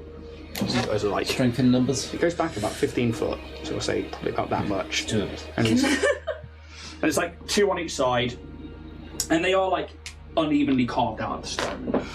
Can always lie down yourself. Pez will stick with you guys. Go look at the computer terminal. Indeed. So you're going over to this terminal over here. To see if it's simply just for the door to open, or whether it's actually like a data terminal. So it is a door terminal, but it's a security access terminal, one that requires a passcode. Maybe we route around, maybe they left a bit of info. Yeah, should we have a look through, There's some through the workbenches and stuff? stuff. Yeah, Maybe we'll have have a a look through the crates. a rifle through their belongings. Okay. Where would you like to start? I will start at the back right, that one there. This one here? Where the workbenches is around are there. So I'm going to name these 1, 2, 3, Look at 3. 4. You're going to look at 3. I rolled a d4, by the way, and you landed at 2. Cool. I will go and look at 2. Okay. So, TJ and KE. Okay. Start with TJ. Cool. Perception, I'm guessing? Yeah, perception, please. It's not fabulous. It's a smutty 20. Okay, so these are clearly mechanical work bays, but also where maybe the crews, you can see that there's like remnants of like sheets of paper that have been used as like makeshift cards where they've like played games and stuff like that with each other when they're on downtime. There is like a few tools around. There'd be enough to make an engineering kit. Which one's that? And there is this like large claw-like object, which looks like somebody could put their hand into it, and it looks like for like Warhammer fans, it's like a plasma claw, like one of those like grippers. But this is like a mechanical tool. It's called an auto claw. Auto claw. I literally have that as one of my forms. It's literally designed to get through things and like grab things and like break through bulkheads. It is essentially, you know, like the fireman's like pincers. It's like that, but also a big fucking mech hand. Take that. Someone can have that. I think it's like 2 bulk. Does anybody want this? I'm sure Pez would love that. You can get it for Wiley. No. Oh. Give it to Dave. Oh. That could be good for the ship. It could be good for the ship. You get it. It's 2 bolts, so I'm going to put it on the sand thingy that we've claimed. Just in case we come back for it, yeah. Pez is like drooling over it, but he's not here, so I'm not going to add it to his character sheet because I'm like, I'm not carrying it, that's for sure. I'm not carrying it's it. fucking massive. 2 bulk, is it the same weight as Pez? Nearly, but like he's carrying 2 bulk, he's encumbered at 4, overburdened at 9, so if he carries it, he will be. It's too much. It is quite a big thing. It's a cool thing, but it's a big thing, so you kind of have to make that choice. That's probably all you find. Kaz, you're over at number 3. So, Number 3, please. yeah. What's behind curtain number 3? Basically, obviously you have this like big square metallic ground. You have these like crates that are all to one side, these makeshift boxes that have been used as seats. You can see that there is like tools situated everywhere. You've got this workstation between the 2, and then this like just covered thing there. Yeah, give me a perception check. Tell me what you're looking for. I'm looking for maybe some left behind journals, like maybe someone's like ID card or something, just to see if I can find the security access code to get through this door. Cool. Before I start. So essentially you're looking for like electronic equipment. Yeah, personal belongings, that sort of thing, you know? Okay. 28. Yeah, so the first thing that you see that's a personal belonging is a musical instrument. It's just called musical instrument euphonic as an item, but you see this like... It's a strange hollowed piece of old driftwood, but then it's been had... technology grafted to it, which allows for this, when you like press a button on it or move your hand over it, a bit like a Holosax. Yeah, holosax. A theremin, kind of like that as you move over it, and it gives you this like earthy woodwind kind of like hum to it, but it's... Yeah, it's very... Spidgeridoo. But it's like this, it's almost like a bowl, but then it's like got a guitar hole in it, and then these like tech buttons on it that create this like euphonic instrument. So somebody here clearly played an instrument. It's probably, it's not massive, but it's a little bit, It's like a flight. Yeah, it's like, where the fuck are you carrying that? But also, like, I think it's like a negligible bulk. So, but if you want that, it's a musical instrument euphonic. There is another set of tools here enough to make an engineering kit. There is also enough here to make a navigator's toolkit. You see that there is a piece of technology on the workbench half covered by this tarp that is some kind of computer terminal, but you can't quite see what it's doing. You just catch like the blinking light of something reflecting underneath that tarp. That's all you've got on there. Lift up the top. So you're lifting up that bit of tarp. You see a portable data terminal, one that is in the process of loading something. You see it just like the loading bar is just like lined, and then you see like a cable going off underneath the rest of the tarp. I'm going to follow that cable. I want to see what it's loading. Yeah. You just... Maybe you don't want to know what it's loading. Yes, but no. Yeah, you could like pull the tarp down because it's the only way you're going to get to it, and you see as like the dust falls from it. The tarp is probably there to protect this, to stop any kind of dust storms or anything that might come in from being too heavy on this droid. And as you pull the tarp down, you see this quite bulky with its like chest plate. It's green and has like yellow accents to it, and it's a bipedal droid. Give me a recall knowledge check. You can add culture. 20 then. This is a security droid. It is being updated, and Brilliant. you pull the tarp down. Yeah. And you watch as this like, it's got this green hard outer plating that's obviously hardened into armor with these yellow accents on the outer chest and like the upper legs, and it's like sat on a crate in this kind of semi-powered down position. It has this like yellow spherical head that only has these two recesses where you watch as these eyes turn blue. They have these wide shoulder pauldrons that are like pads for like barging into things, most likely designed to breach doors or shove individuals when charging at them. And it starts to stand up. No. It is about 8 foot tall. 8 foot tall. And we are going to go to break. Gee. Do you want to just stay in the hole? Yep. They got But it. now you are. I'm having a nap. We'll be back in 10 minutes, guys. Roll. Thank you very much. Hi Twitch. Hi YouTube. Hi podcast. Did you know you were on? No. Okay. We're just stuffing our faces still. It wasn't Steffels girl Ian who made that noise. Don't turn the stream into this. Fuck me. I'll make good 2 sex Ians. Everybody needs a friend like me. I'm that guy from Starship Troopers. What a great film. Yeah. It's so shit, it's good. But that was kind of, I remember like, maybe Rico! That's such a... Alex, give me a Starship Troopers quote. One day, I'm gonna kill you and your entire fucking race. I think is a quote. Yeah. I like when he's like, go bug mom.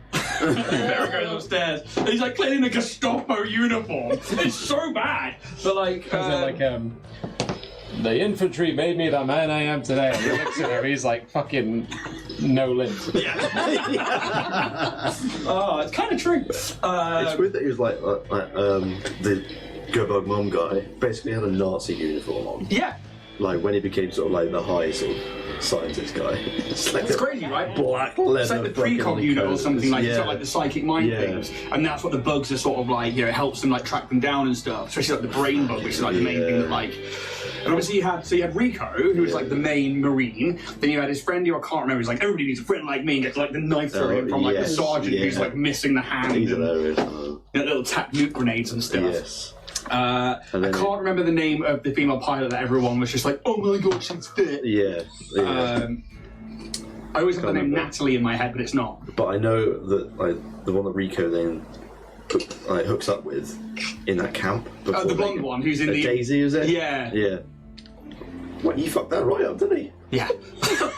Mate, come on. What are you doing? Yeah. My brother. Fuck that right. It's like, you know, when I love that meme, and then what that reminds me of there is like Jack watching it, like, Just like, what are you doing? yeah. But like, I love the idea of like, is it the meme of like the like really big person that's got like food all down and then watching the Olympics like, you fuck that right up. Waste of space. It's just like, oh, fuck it up. There's something really satisfying about a bad movie, though. When it's so bad, it's good. Yeah. But I just remember like the whole like bugs like climbing up the side of that like compound and fucking like firing down. Like, I remember like I loved that film so much just for the action and like fighting bugs and stuff like that. Has anyone played Helldivers? It's basically that, isn't it? Yeah, I've got the second one. I haven't played it. Fucking mental. I bet the first one was fucking mental enough. It's because it's got like 10 levels of difficulty that you can play it on, and like 1 to 3 is like it's fine, you can cope with it. 4 to 6 is like, oh, okay, this is a bit of a fucking challenge, but sure. Anything beyond that, just fucking carnage. Yeah. Just like thousands of fucking bugs. Just Have you got it on Steam? yeah. Yeah, we need to play We need to play Have a Game. We need to play Have a Game. Let's play other Can game. you put let's play Let's play let's have the game? I'll get TJ on. He fucking loves Helldivers. I've tried to watch him play a little bit, and I was like, "This is too stressful. I'm going back to Stardew Valley. Don't like it." I've gone that way with games. So Yeah. I used to only play games on hard mode, and I found recently that I don't have time to video game anymore because I'm doing this, and in all fairness, I much prefer this, but I don't have time to video game. So I finally jumped into Final Fantasy VII Rebirth.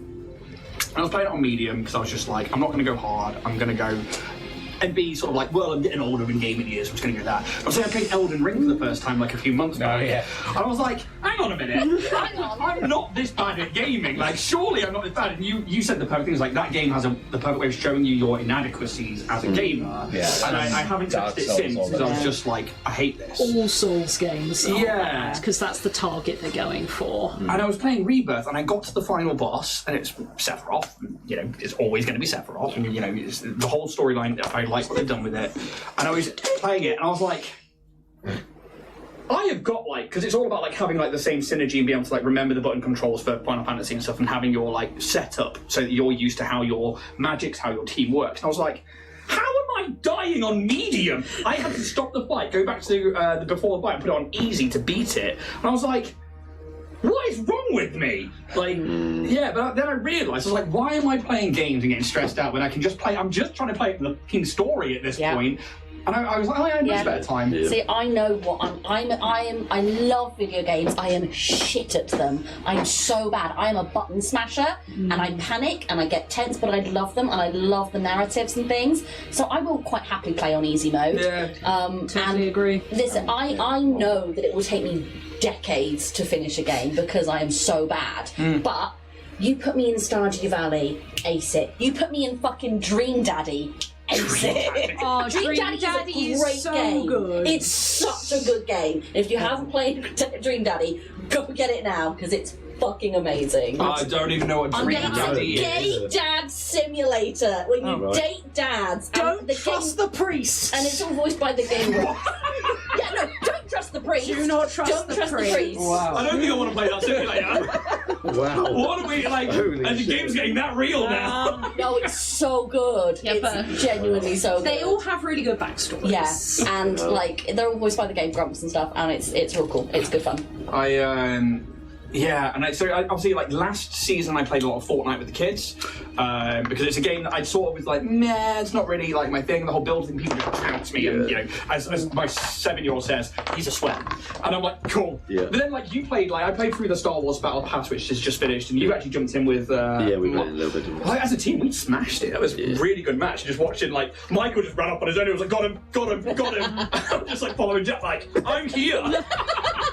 I didn't do shit. Basically, yeah. And like I got like a few kills, but nothing like Jack and Michael. They smashed me. Even Benji, my 7-year-old, was like all over it. I was like, oh, I don't know if that's great or if that's like, but like good for him.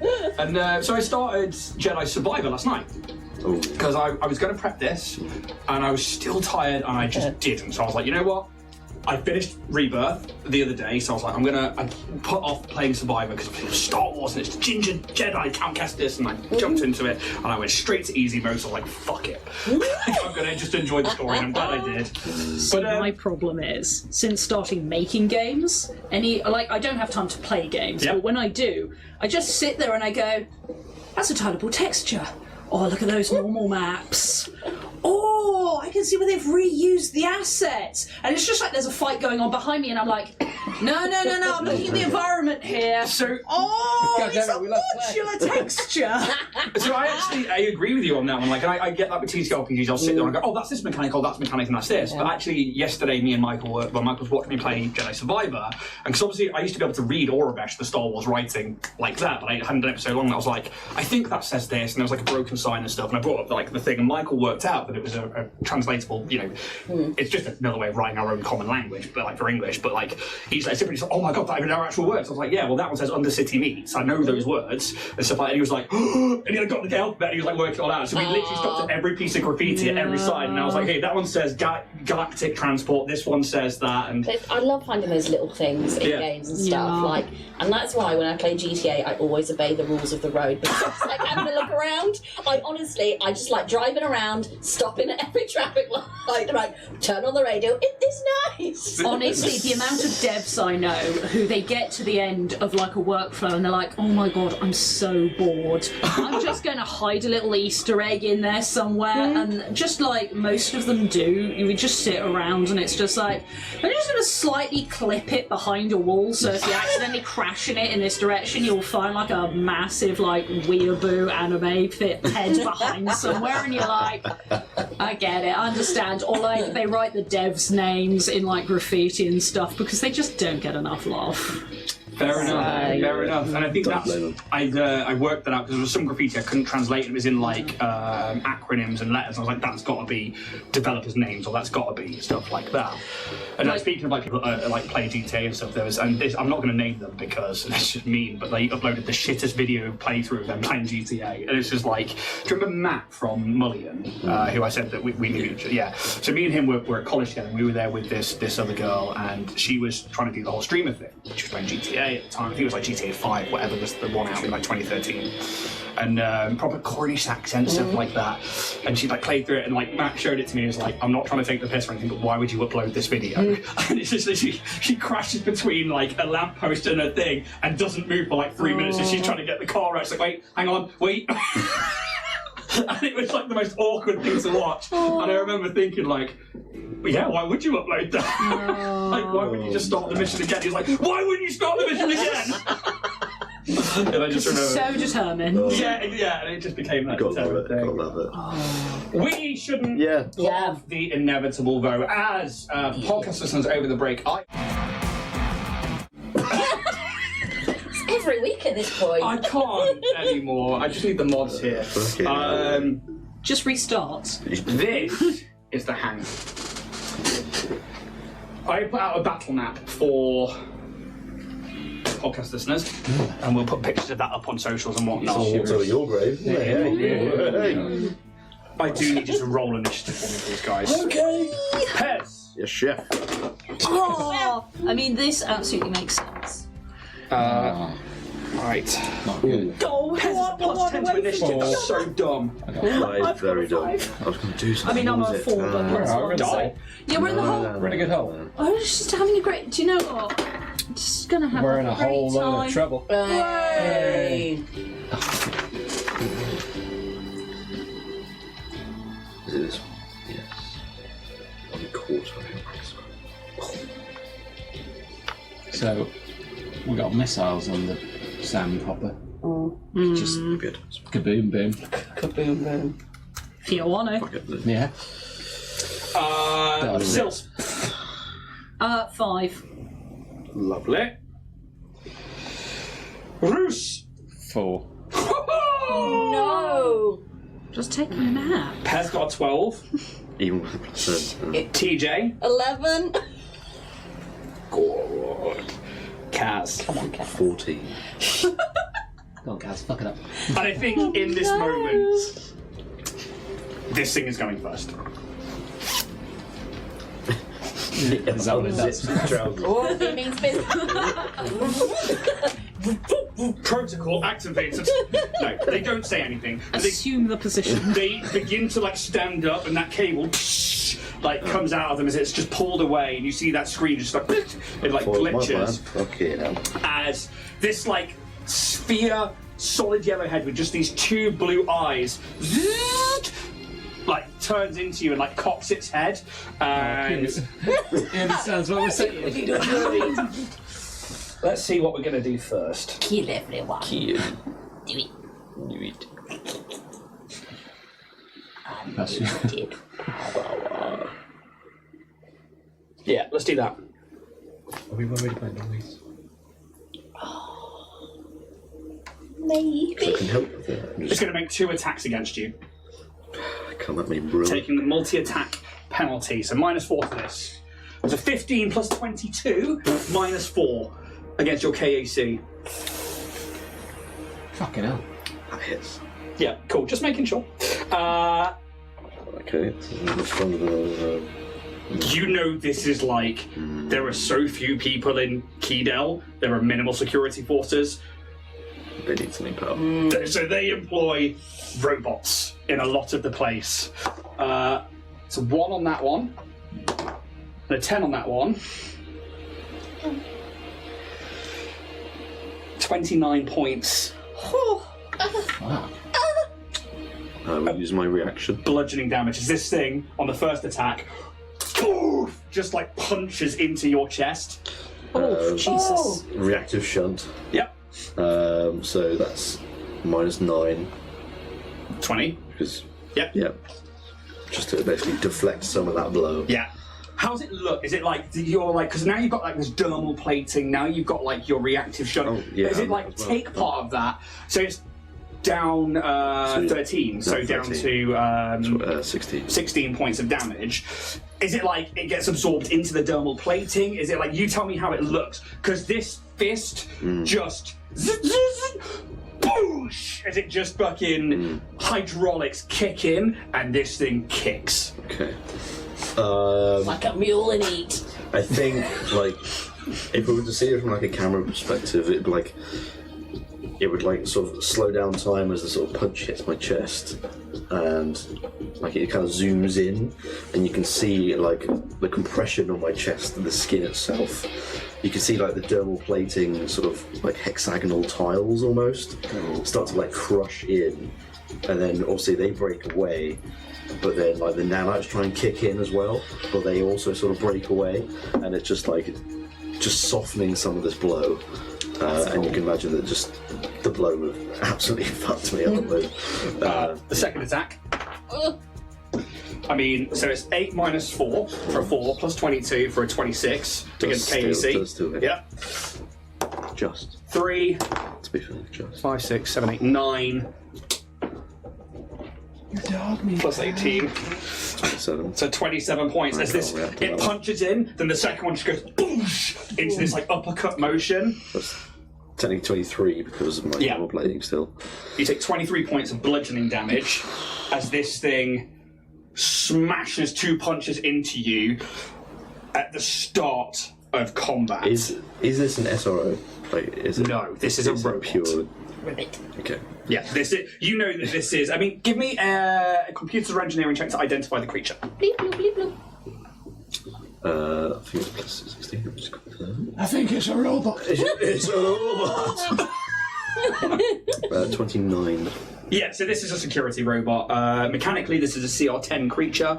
It has the large construct type. So technically, its base is a 10-foot base, and that's simply for its reach, basically. So instead of having it on a 10-foot base, I've just given it reach. Yeah.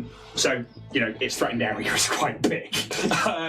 You know these things are designed to kill, destroy, subdue. It's essentially K2S. It's a K2. But I mean, like, that's the picture in Starfinder. Why? But I really like that mini from Battle Systems, and I was like, I want a K2 unit. So we've got a K2 unit. A Space Marine pauldron on it? No, it's just got these massive ass pauldrons, and like.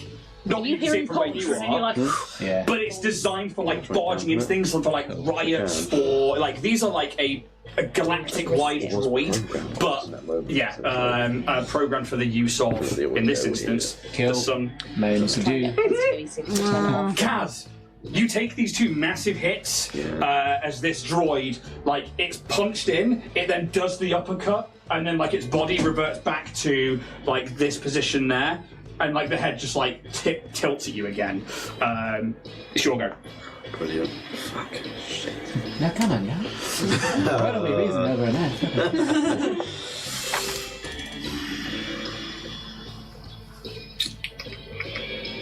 Turn it off. I mean, it's kind of like on my head, like how... Can I still see the terminal where it was plugged into? Yes. Like the screen? Yeah. Does it, like, say, like... killcows.exe has been loaded. Give me. I will let you do. You know? That's standard protocol. Give me a computer check. This is going to be a high DC because I'm not making it an action. Okay. But 34. okay, cool. So it's obviously uploading an update. Yeah. This is not orders. This is a software update that's going into it. But obviously, it's still got its own protocols, its own orders, and obviously, you think that tarp was there to just stop the sensors from seeing things and just basically from it acting or reacting. And by taking off the tarp, you've given it like its priority sensors something back, and it's gone target. So. It's in this like weird, half-updated, aggressive place. Yeah. Put it back on. Like a parrot goes. I mean, Yeah. I don't know. You can certainly try. Put a little blanket But over it's, it. I want to basically, try, but that seems it's so in dumb. aggression mode. Yeah, but if it can't see, hood back on. What you would know, with if it was halfway through an update, it means that it's the tier of its own computer is not up to scratch. I can't really hack into it with anything because that takes time, and I don't have time when I'm being punched in the chin.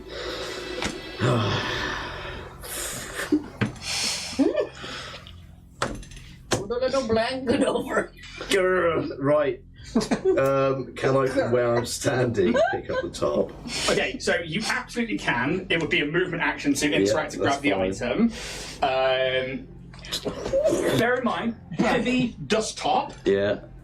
8.5 foot tall security droid. Kaz can do it. Yeah. You got your bionic arms. Come on. Corner of my eye, I can see it. That wasn't me, it was Ian. Sure. I like this. Yeah. I'll attempt it. Okay. I will say that that jump. is a. Come on with your little bionic Lex, you can do this. I think this is an athletics check because it is a heavy tarp. Like you pulled it off and it just like fell away. It's not like a cotton dust sheet. 23. Okay, you like throw it up. The dust like kicks off it once more, and it like lands like over its head and stuff. Nice. I think we fucking nailed it. Sorted. Lovely. Problem. Stop. You're welcome, guys. Initiative. Combat over. I used the movement action. Is it? I'd use my standard action as well to do that. Yeah. Yeah. Bollocks. I don't want to resolve, but I need to get the fuck away. Get away from it. Yeah, it's gonna punch you again. Yeah. I will Otherwise. resolve point to get another move action. Okay. I don't have measuring rules after that. Yeah, I'll try and just run sort of straight over here. Like this way. Yeah. Okay. I'm not going to haste just yet. It's dead. I was dead. Woo! Yay! We did it. You get to there. It knows you're leaving its space. Can't see. It can't. You're going to get a concealment chance against this attack of opportunity as it goes to just grab you by the face. The tarp falls away as it moves its arms. It just slides off. Let's use the campaign dice.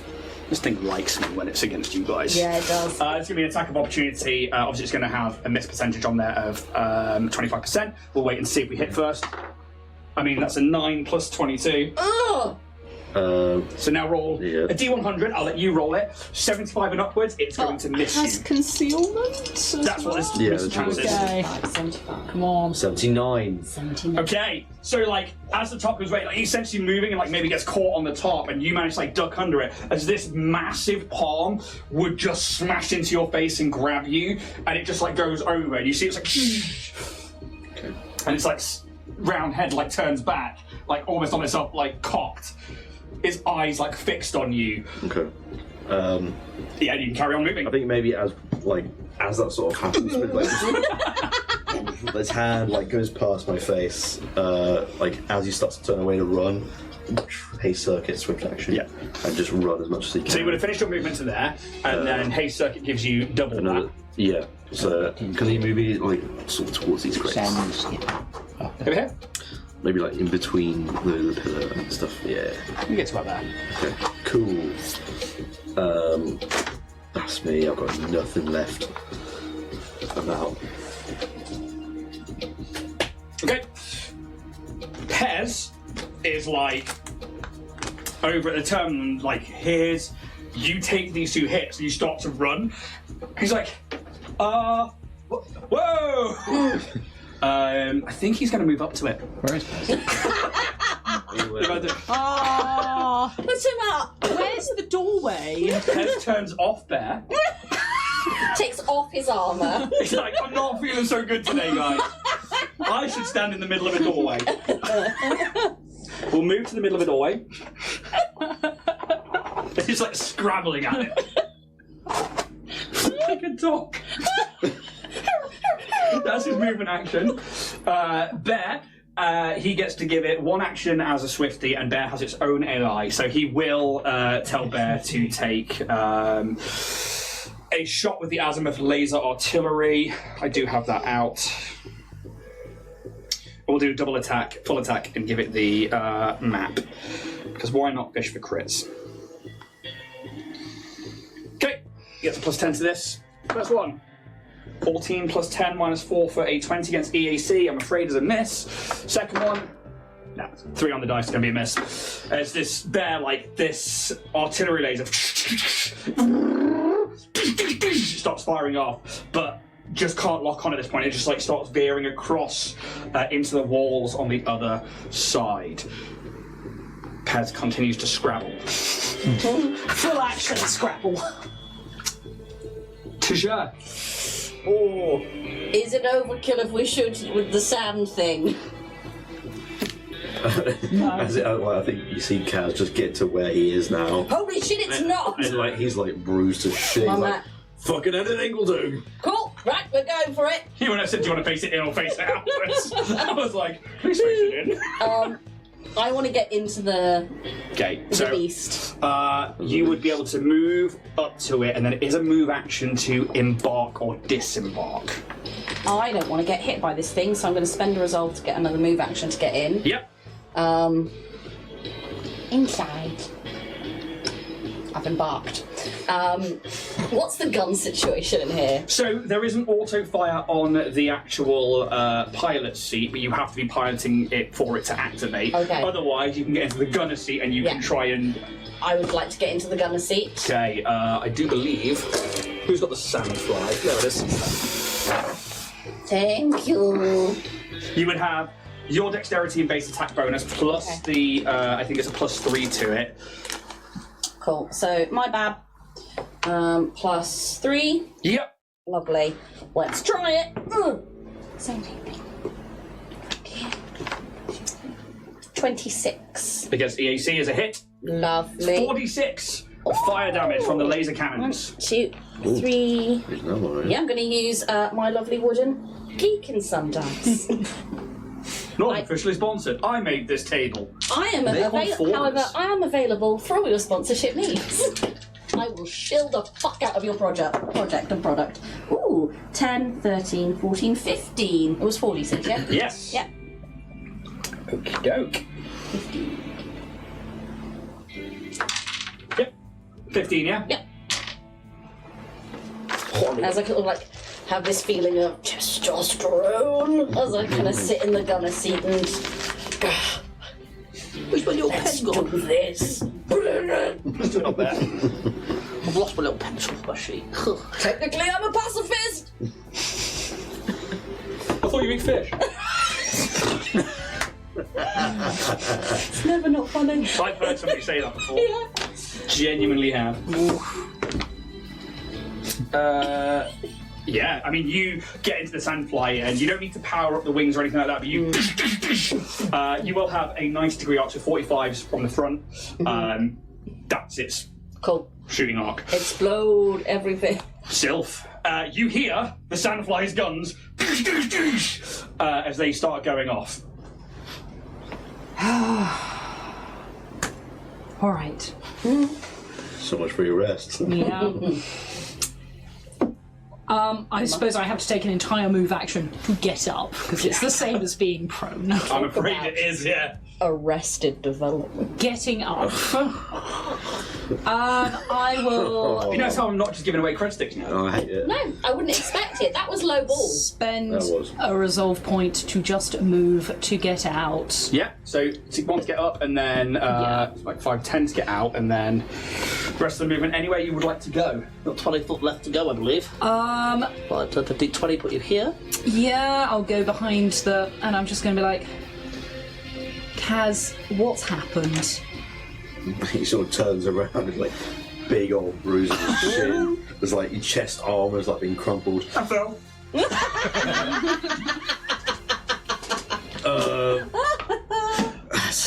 I stumbled upon a security droid, and it is fucking hard. Give me a perception check, I'll give you that for free. 10, so 17. Yeah, you see a droid across the other side of the hangar, just like, it looks like it's on the back end of a swing and looking around, it's like bringing itself back to the upright position. It is about 8.5 foot tall. It is built like a brick shit house. This thing is clearly a security robot of some kind. What's the distance from there, roughly? Oh, pretty much exactly. Where's my tape there, Joe? I don't know where the tape is. Foot.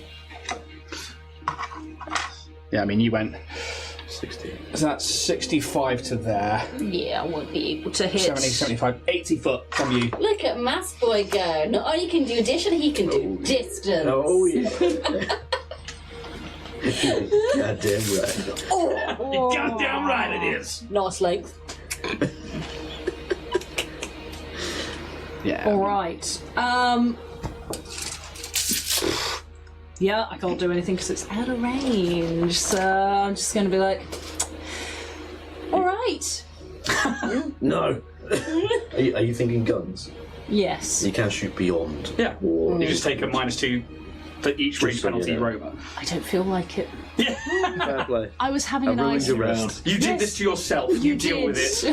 Effectively. Fine, I'm trying. Yep. Roos, you hear the guns fire. You see yourself go. Get up, move out.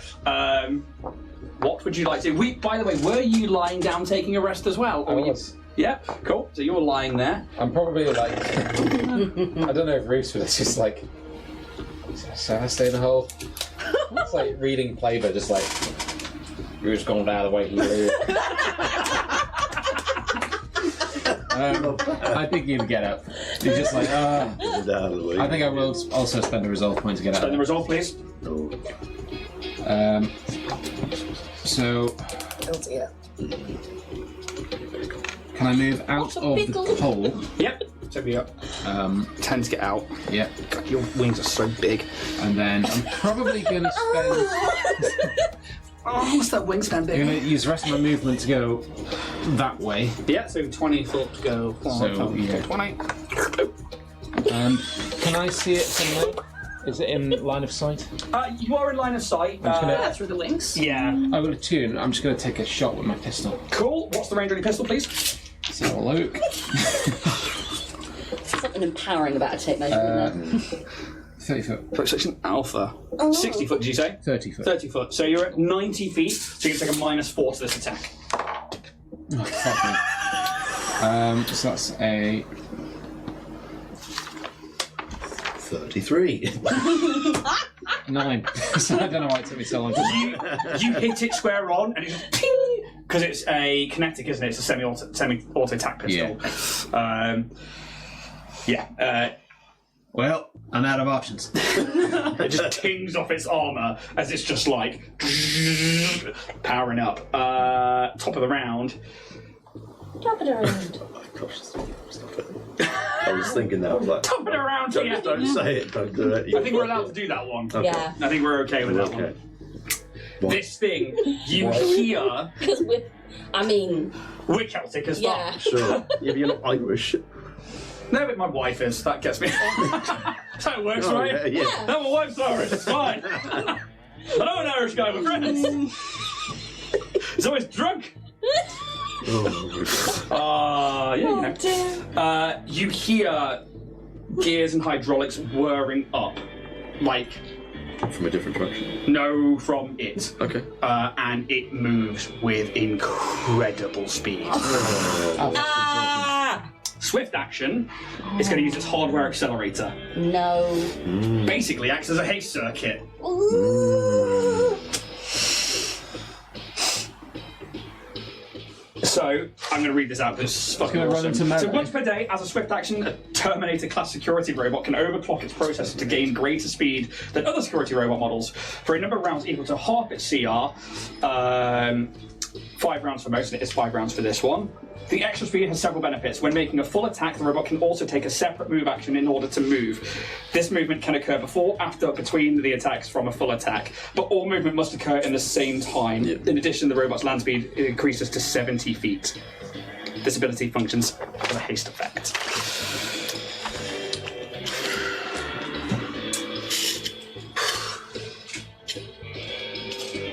I mean, you are in that 70. You just shot it, however. Thing. How much HP has that sandfly got left? Many. It's in its 30s I'd say It's been somewhere. wiped off, so I don't know. Yeah, James had it on his pad. I think it was in its 30s. I'll give you 35.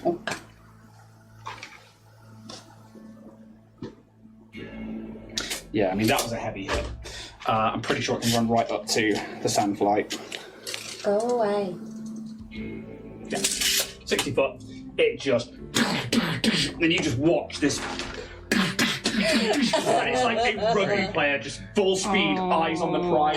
This yellow spherical head, which is almost cartoon-like, with these blue eyes, just doesn't move. It's on a gyro, and the rest of the body just gets up to there, and we'll do the full attack. And it will be against the sandfly. What's the KAC, please?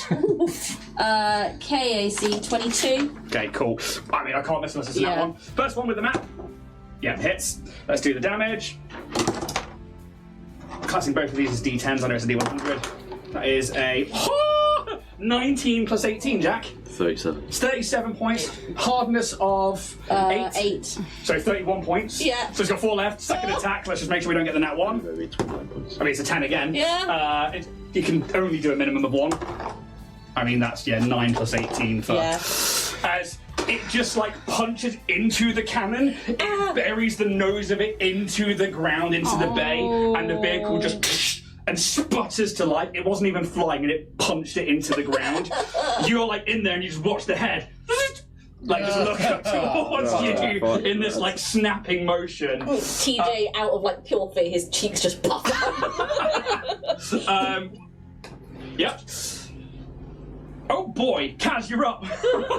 Shit. Okay.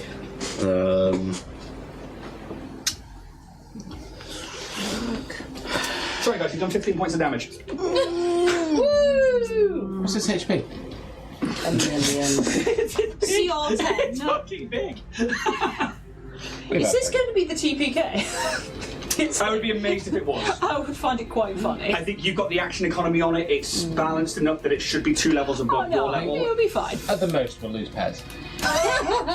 He's in a door. At the least you'll lose At Pez. the least, yeah. Coming for you, James.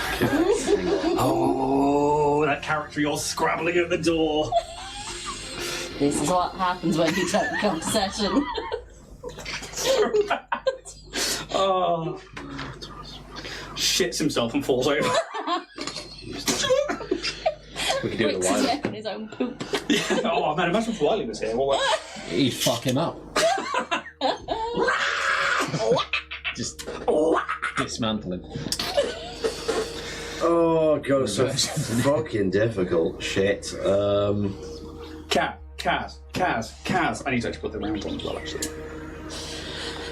I've got too many things. So much choice. It's just too much. Can't keep it. Oh, it's the thing, isn't it?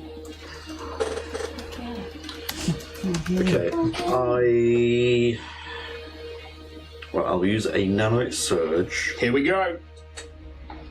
as a swift action to then make A surrender flag. We're just little guys.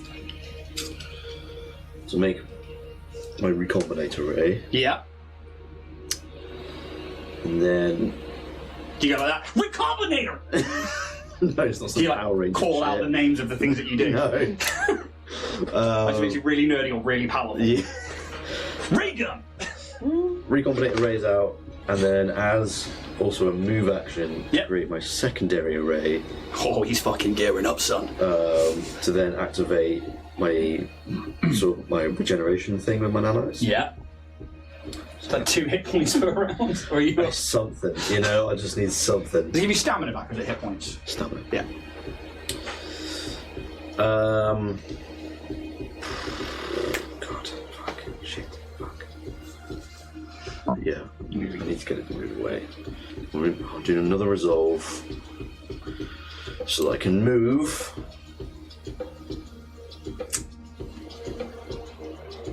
Are there any higher platforms? No. So this, I will point out, the walls of the cave are in line with what you can see here. Obviously the doors then go into other bits, but this then goes up, and even these go up way past. So the actual roof itself is maybe like 60 foot high. There's nothing I can perch on. No, this is like a cave mouth. Sure. Okay. Alright, I'll just because it's gonna get fucking to me anyway, isn't it? Okay. I will actually not spend that resolve point. I'm just going to shoot from where I am. So I'm going to take a shot and do a combinate array. Yeah. I mean, you're within range. Do you want a little broken thing on the vehicle? Yeah, just so we know. Okay. Can I have one for me as well, emotionally? So it's a 30 to hit. Oh, yeah. That's EAC, right? Yeah. Yeah, hits. Eek. Where is it now?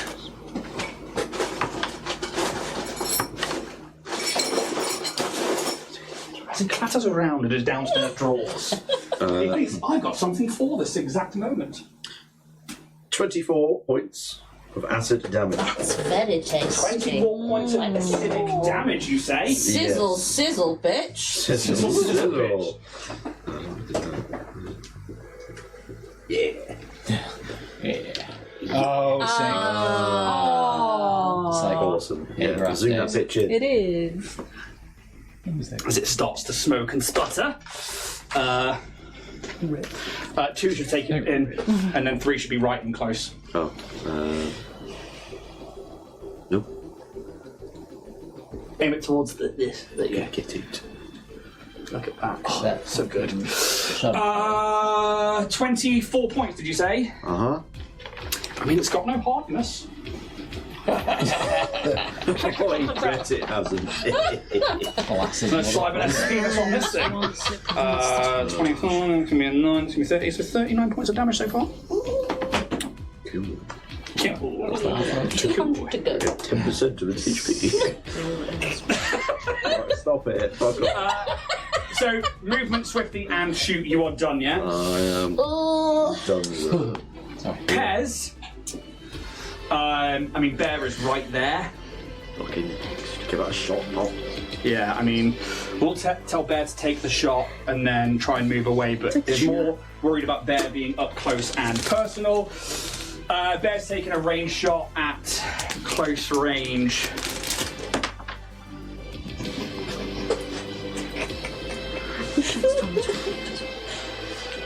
It won't take the attack of opportunity against it, it's saving that.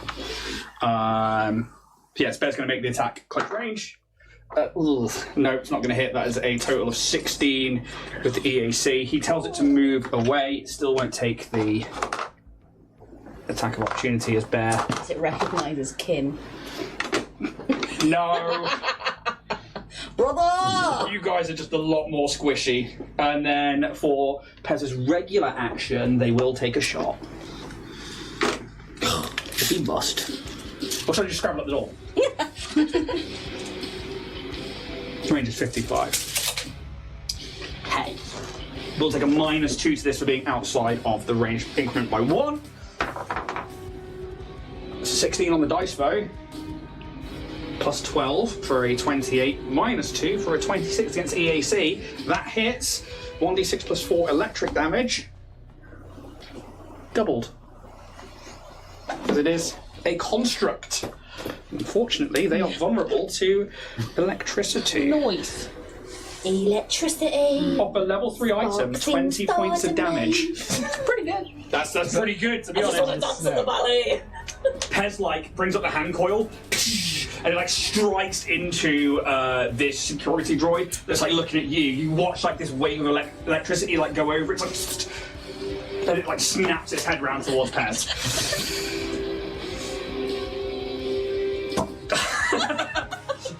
Salutes, so just going to do that.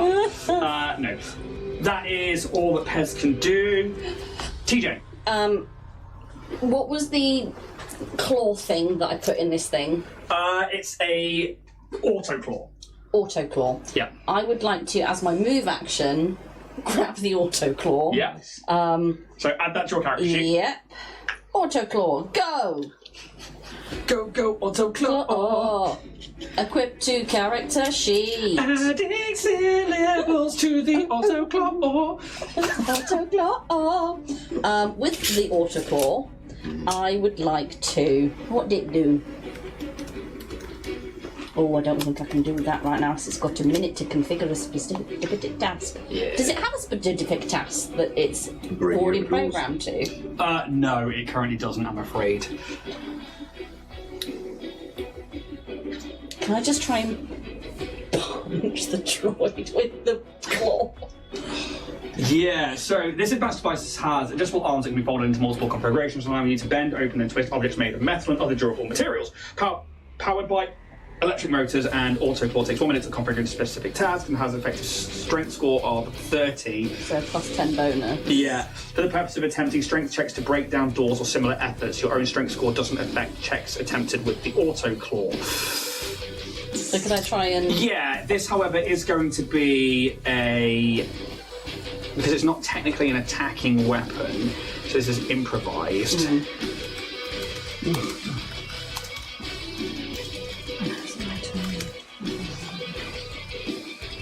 improvised weapon Starfinder. So.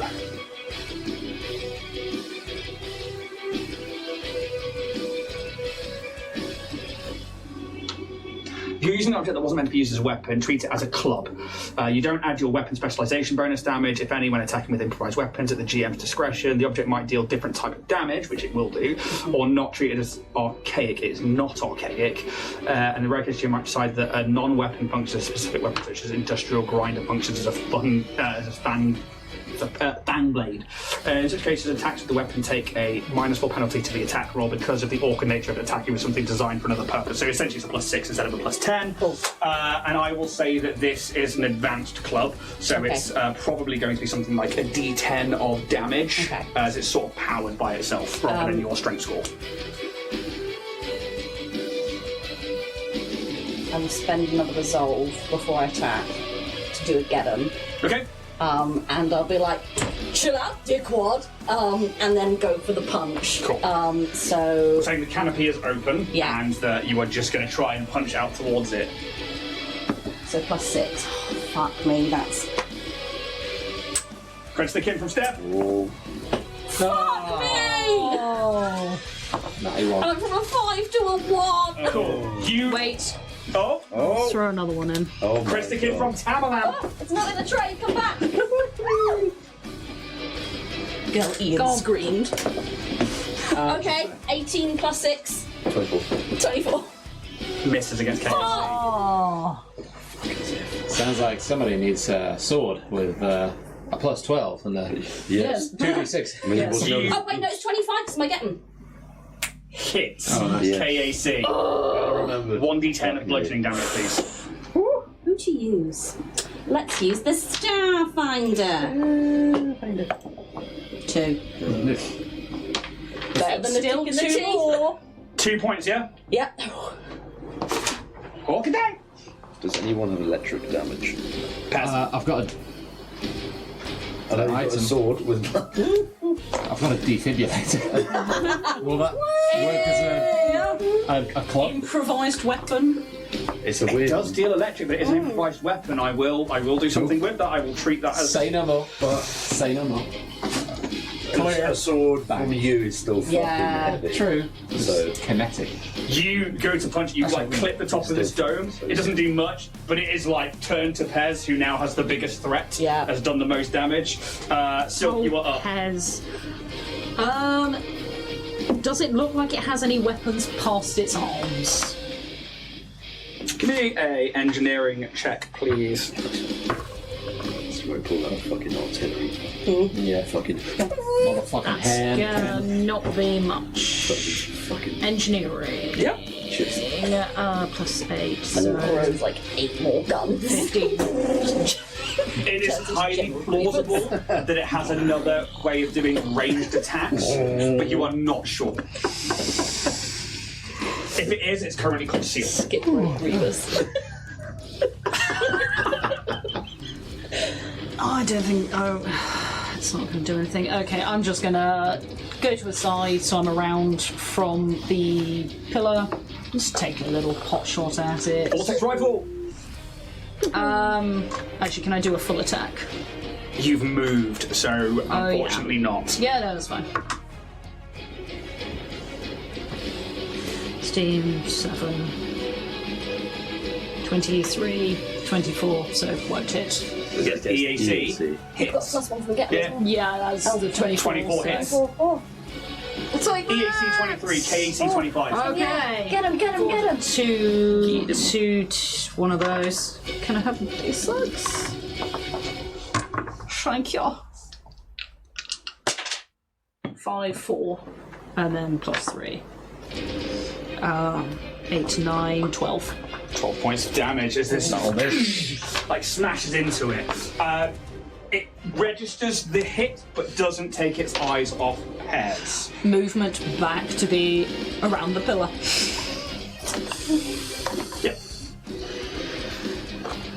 Imagine if James died when he's not here. Okay. Roos. I'm going to go straight to melee, Yep. Yeah, boy. and I'm just going to pull out a sword. Yep. Try and help TJ up. Again, 30 will get you. What if I use a resolve point? Yeah. I think I want to know your Do it. I think that would let you get there. Okay. Go. Spending the resolve? Yeah. Okay, as soon as you move into this threatened square here, it's going to take the attack of opportunity on you as you try and close in on it.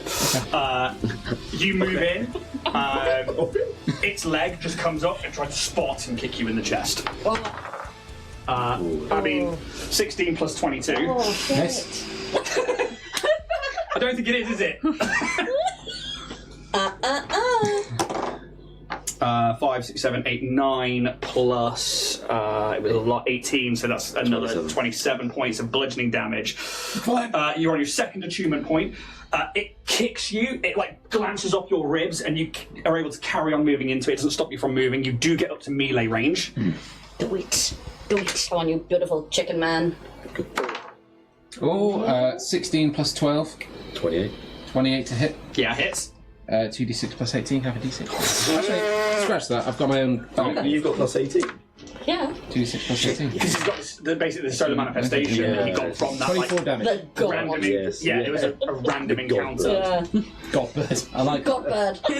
I hope that's Essentially, a dying Solarian angel. It was such That a. looked exactly like Big Bird. what did I say? 20, 26? 24. 24. Sorry. 24, yeah. Yeah. Reese doesn't have 2 attacks, is he? That's madness. Yeah, so 1 attack unless you declare a full attack, but then you can't move unless you've got abilities like haste and stuff like that, or hard acceleration. Stay there. As you like smash him with your sword, like you've taken this hit, it glances off your ribs, you bring the sword down, and like a heavy like of sparks, the solar radiation rims off you and your sword, leaving this like almost like a lightsaber graze across it. But this is like a hardened alloy, and it is used to taking They're hits. still coming through. And it like, As a reaction, yeah. TJ is going to call out to everyone because Reese has done damage to it and it's in 60 feet. I'm going to go, keep your wits, keep sharp, get out of range if you can, to give everyone sudden shift. So you can allow all our allies within 60 feet of the opponent to take a guarded step as a reaction. Cool. Can I apply that to the last attack? You can take a 5-foot step back, guarded, which means they don't get an attack of opportunity. Cool. Yeah, and like, you smash in with it, you do that much damage that its head just slowly goes from pads and like fixes on you, and you see it like stand up straight and Peacock. It's so beautiful. how much health you got? Me, I've got 37 points of stamina left and then 60 points of health. Okay. I can get through that. You could try. 100 points. I'm going to. As with its hardware accelerator, I'll just use the defib on myself. it is going to. You see it like take 5 foot back and then just start charging at you, and it's like it goes from like nothing to 60 in second, like in less than a second. It's going to come in with the shoulder pauldron, trying to basically like hockey player up it into your neck. Now hold up now, yeah. Now, I think I have some feats I can use. Give me a second. Constant alert. You're always look out for danger, making it hard to get the drop on you. Once per day, you can reroll. Nope, that's not it. I'm thinking of something else. Move it up to you anyway. I'm sure there was something that it was basically like danger sense, but You have a look through that, and we'll adjust something okay. if it comes into play. For now, I'm taking a full attack against you. First one is it's only 5 on the dice, but that is not a natural one. Plus 22, 23. so 23 KAC. Might not. Miss. What's your KAC? 26. Yeah, because that bad boy armor you get. Lovely. yeah. So the first one like comes in with the shoulder. How do you like dodge it? I just dodge it. Yep. Really Just just simply. sidestep. Just sidestep, and as that Things happens, it stop. spins around like in this like robotic snap motion, trying to get you with the elbow. That's better. That's 16 on the dice, plus 22. I'm pretty sure that's going to get you with a -4 even. That is going to be I should reroll my list. 5, 6, 7 plus 18. So that is going to be 25. Yes. Still looking good. 25 points of bludgeoning damage as this thing like runs in, you dodge out the way, then this like elbow comes around and snaps in, and then like after that movement, goes back to the standing up position. Kaz. That's true. An item that I still have upon me, from way back when, it was attack lash. But Yes. For EAC, not KAC. Yes. Did it do electric damage? Fire damage, I believe. Fucking shit. Let's not do that. It was a good thought, though. That was really quite nice. Do you have enough money to just think an electric one? It was like a reskin of something Yeah, else. it's not real. It's not real! You're not real enough for me, game! Fucking bollocks. Why do you go prone? Belongs to the J-Mix. In honour. Do I still have full sight of it? I think I do. Yeah. Yeah. Okay. Get him still going? Yeah.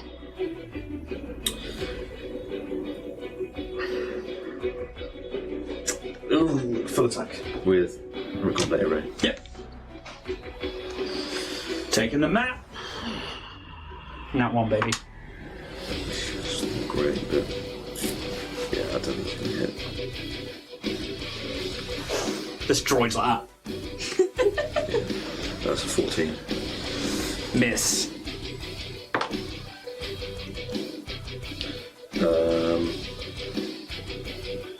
That is 23. With the -4? Yes. And yes. with the get 'em? Yes, with the get 'em. That's what makes it 23. EAC.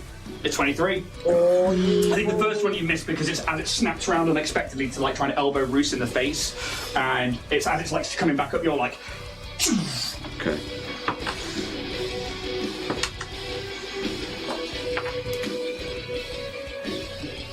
So 21 points. 21. Acid. Yep. Is that +1 from the get 'em as well? or No, it- no, because I didn't spend an you didn't extra do that. resolve for Sure. damage. That's fine. Done 118 points of damage to this thing so far. It's not shabby. Yeah. But because I'm hasted, I can still get to move. So I think I'm gonna book it round to the other column, but like avoid the. When you go through its Actually, no, it doesn't matter because he hasn't even got it. So I'll go through. well, it's had its turn since Roos moved. I'll go around. So it has got its. It has, I'm afraid, got its thingies back. So 30 puts you here. You don't want to go through this space here? Nope. No? I've got 60. Put you there. Oh, you should totally reprogram it to be inside. In the midst of combat, like Add it to our collection. I'd love droid to, but collection. shit. Give me a computers check. Me? Yep. Hey. Bruce has that thought. Give me a computers check. Come on. 18. It's plausible. Probably not in the midst of combat, but I mean. Well, We yeah. have the technology. The droid collection. Okay. So I did it to the full attack and a move because of the haste thing. Yeah, that's me. I'm done then. You were going to say something like that! Pez. Appliances. Probably paying motherfucker. That's what we'll call it. Popty ping. Pez will take it. He obviously takes a -2 to this. Welsh. He will command Bear first, actually, to take a full attack. Bear goes. That's a 7. It's not going to hit with a 17. -4. Second one is a 3. No, not going to hit with Bear. Is it just into like the smoking canopy of the vehicle that you're currently in? Pez takes his shot. Oh, that's not bad though. That is a hit. And he gets the double miss. How much health is the sandfly on? Nothing. Dead. It's dead. Dead. It is dead. Yes. Are you Okay. still in it? Yes. Are you within 10 foot? I think so. Okay, you in that fun. Yeah, because you're in the cockpit. Yeah. Where it's just that's. Would you like to move? It's not a great hit. It still hits. But it's even doubled, it's not great. As again, this like wave of electricity goes over it. You see the head snap back towards Pez, but then looks back at Roos. The bigger threat. Fortunately, yes, you've dealt the most damage so far. Oh no, you've just done a hefty amount, haven't you? I've done like 40 something. Yeah. Alright, mate. Well, it's in one attack. Oh, That's the thing. So like, whoever deals like the most amount of damage is perceived as the biggest threat. Or it's really hone in on someone. That's not how I wrote it. Okay. Pez is in a doorway. Pez turns around and scrabbles at the doorway. TJ. In the hole. Okay. TJ is going to try and think about what's the most useful thing he can do at this point, and he's going to get on the comms and go, "Hey guys, what's a droid's favourite dance?" Oh, let me think about this. Oh. The robot. Oh. Like get him. Get him on as a movement. I don't want to spend any more resolve because I'm getting low. Spend it now. I am going to. I'd have to spend more resolve to switch my stuff over and things, so I think that is everything that I'm going to do this time. I'm just going to put on my get him. Yep. Bear in mind that like Tower. in the cockpit you are like there. So you Yeah. are technically next to it, just see where I can't fit you on there. Oh, I'll punch it. Yeah? Gonna go with the Punch auto it. claw again? Yeah. Yeah, There was a it's a plus +6. +6, wasn't it? Let's try my liquid claw. Oh no. Yeah. The auto claw Does slides it off your also arm need a and bit just of like... onto the floor. I think I'm just not used to No, it. it's massive. Sylph. Is there a way to make the sandfly explode? Say, if it was set on fire? More fire. I don't think so, because it's not like combustive engines in the same sort of way. Right. I love the thinking of it, but I'm going to say no for now. Okay. Move towards yellow crates. Yeah.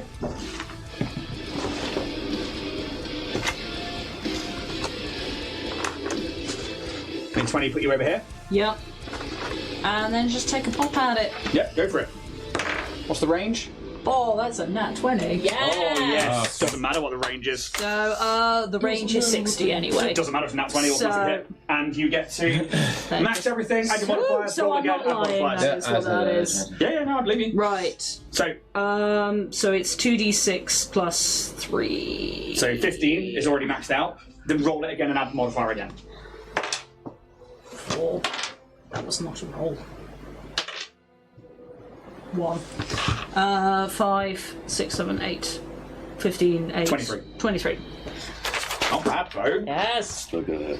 All pop. Okay, All the that damage we can get. you watch makes a hole in it. Ooh. Just. And you watch as that goes through part of like the back armor, and you see it like these like blue eyes in this yellow sphere focus on you. It looks hurt. Wave at it. It does. End of turn. Fucking get him, boy. Is TJ within 10 foot? Yes. Yes. It's alright, go for it. Yeah. I mean, I'll just die. okay, I'm gonna shout, TJ, get out of here. That's it. Yeah. Go on, get! And then explodes. Because this is turn 3, so you are fully I am. attuned. Yeah, I'm not gonna use it yeah, yet yeah. though, because I don't want to hurt TJ. Just go for it. Just do it. Yeah? Just do it, man. 9 points. 9d6. Maybe don't do it. No, you play how Roos would play I mean, you're in the cockpit. Is in the that? cockpit. Do I have any cover from the cockpit? You said it was 10 foot, right? Yeah, From you. yeah. You can get to a position that maybe you wouldn't Yeah. get TJ. But I have to disengage. You don't have to. Yeah, You you could could move around to circle. the... You can, like, guarded step. Because he's 10 foot. Could I in himself, guarded isn't he? step? You could guard and step. That's how So like we'll the move action. opposing. Okay. No, it's 5 foot.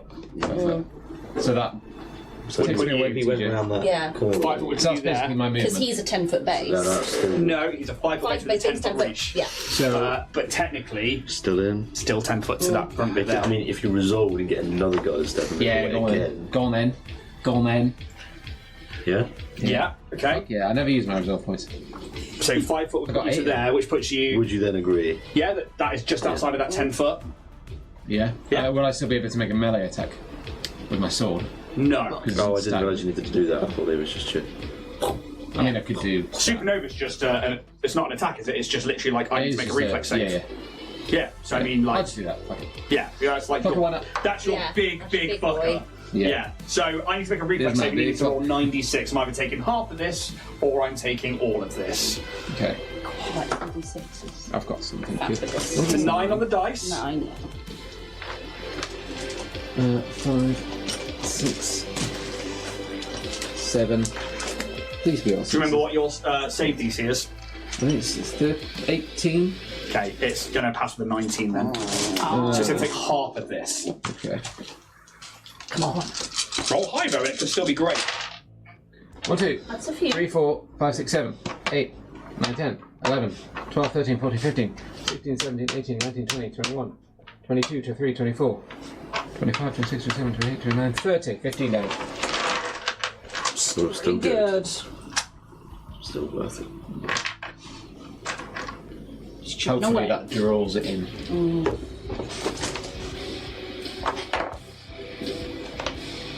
How's it look? Yes. Oh, fuck me. Like, it's not going to destroy the creature because it's so armoured, but this is going to take it down to 0 hit points. I guess it's going to ruin some paintwork, is what it's going to do. You know, in Force Unleashed, where he just does that. Everything else just turns out. It's kind of like that, but all the paintwork just gets fucking peeled off, but then also some of the alloy that bends out of shape. Awesome.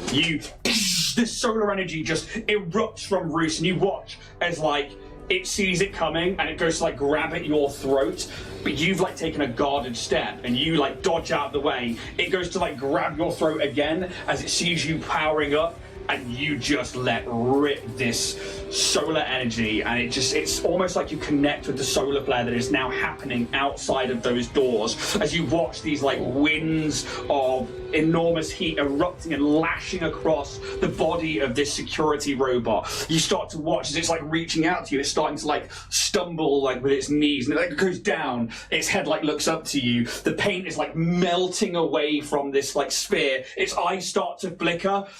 And then the power stops and it. I did not expect to kill it. Also, I missed a fucking golden Terminator quote.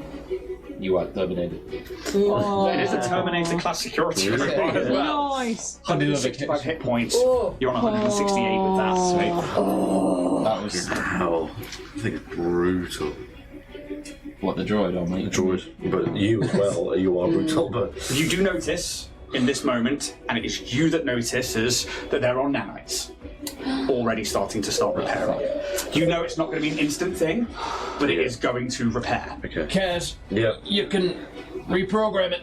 I think it's like almost like a light bulb moment happens, and Kaz's like, yeah, yes. Well, that's a fucking good idea. Help me carry this thing over to the back to the. You know, I've been meaning to talk to you about the repercussions of the Marification. Oh, fuck. Later, we'll talk about it. Sorry for that. Motherfucker. And I'll help Bruce take this And it's security droid. It is.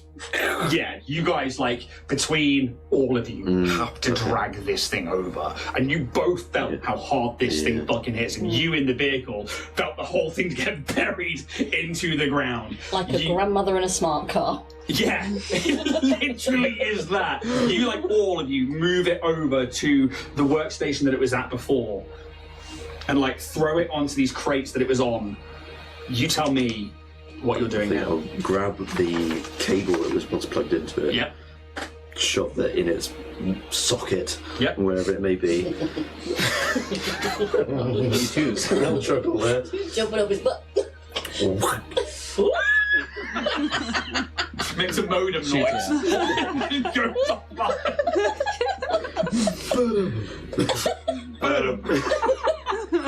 And I'll. Windows, mister.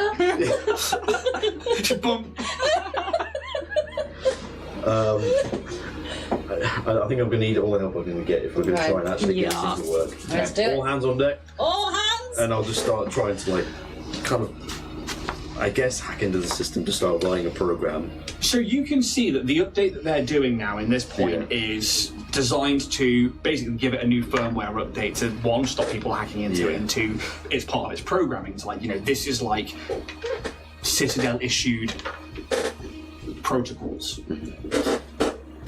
You've stopped the main upload. Intercept it and like sort of change parameters and stuff. That sounds like a computer's check all around. If everybody's helping, Yeah. Pez, auto from Pez. Auto from TJ. Also from Yeah. We've got +2, no. So you've got to roll a B10. 5. Okay, so 2, 4, 6. You're only going to get +6 on this one. Come on. 35, exactly. The birth of Opti-Ping. Popty-ping. I'm going to put that in the code. Your name Designation. is Popti-Ping. Okay, so you begin to Superior start like. It's going to take you 500 watts.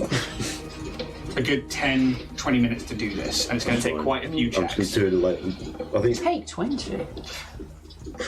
You can, but it's not guaranteed to get you the success that you need, because there might be firewalls or other things that might kick in. But you could take 20.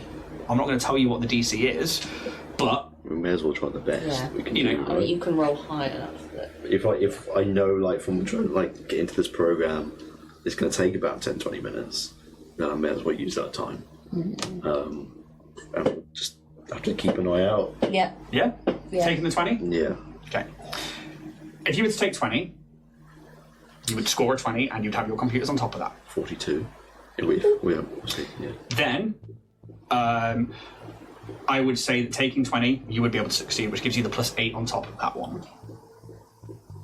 On top of 42. Well, that's a 50. 50? 50, yeah, yes, it is. You smash that check. And over the next 20 minutes, you are able to reprogram this droid. Popti-Ping. Yeah. Popty-ping designation. Just give it a new designation. Yeah. And it throttles you. It's like, I am Popty-Ping. So, The designation of this droid is XP96. not anymore. No, no, Popty-ping, Popti-Ping. And that's what he says when he punches someone. He goes, Popti-Ping. Yeah.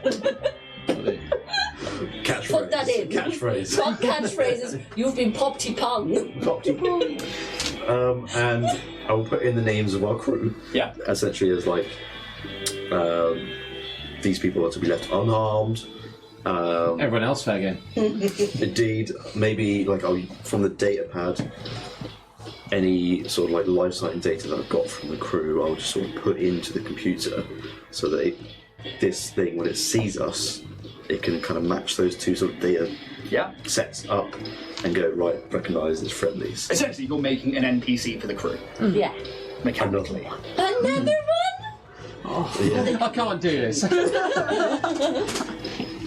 There are a few systems that were not activated during the fight. One is it has an integrated yellow star plasma rifle Hefty. as a ranged weapon. Let's have a go look at that one. It's +19 to hit with this thing, 2d10 +10. Fucking hell. Where were you earlier? It felt like it just wanted to punch the shit out of you, though. This I thing mean, with a +22 and what 2d10 +18 is pretty hefty close up, and it has the speed to get there. It has a hardware accelerator. You've seen that. It can only use it once per day, but Yeah. it also has nanite repair, which means that, as you can see now, mechanically, it's repairing 5d8 of damage. Like how often? So it can automatically repair on its own as a kind of like a byproduct of going to 0 hit points, Sure. or as a full action, it can access that and do in one go 5d8 worth of quick nanite repair. It didn't have a chance to activate it beforehand, so it's just now slowly building up. It'll probably take about the hour for it to That's get why I need up to to fucking 5d8. rest. But as you guys look around this particular room, there are other things that you have come across, which I'm not going to have you search for now because we are at the point where you're going to not uncover anything under a tarp. You find Christ, let's get the fucking pets out.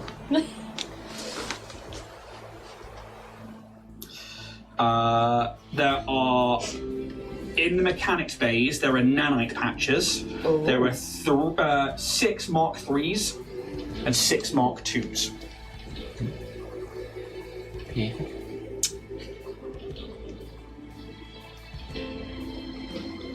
There are clearly solar charging stations that have been plugged through into those rest areas so that people can recharge armor like you would on a space station or a ship. There is a... I need to see the Talon Guard sheets because there would be spare weapons and ammunition.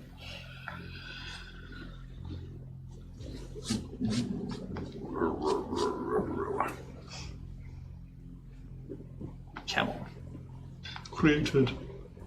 There we go. Talon Guard view. The pilots and the captains kept their stuff on them. You would probably find a small amount of small arms for the pistols that you had, those big hand cannons, and a few shotgun shells for the snub gun, 20 of each.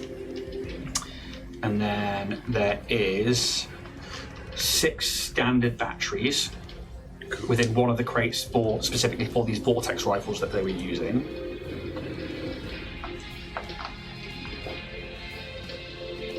I think that's it. Try and double check they haven't got a pistol on them. That's now not loading. I will let you know about pistols if they get to that point. Okay. 20 minutes or so passes, and you think you have reprogrammed this droid. The other things that are on is a vocal processor that's been turned off, and Sid. Turn it on. If I would have seen that in the code when I'm sort of programming it, I would have turned it on. yep, vocal processor gets turned on. Give me a Welsh accent. Yeah. World. I'm Popty Peng. It does not have an accent modulator. Yes, it It's a basic vocoder. That'll do. I was going to say its own name. That's right.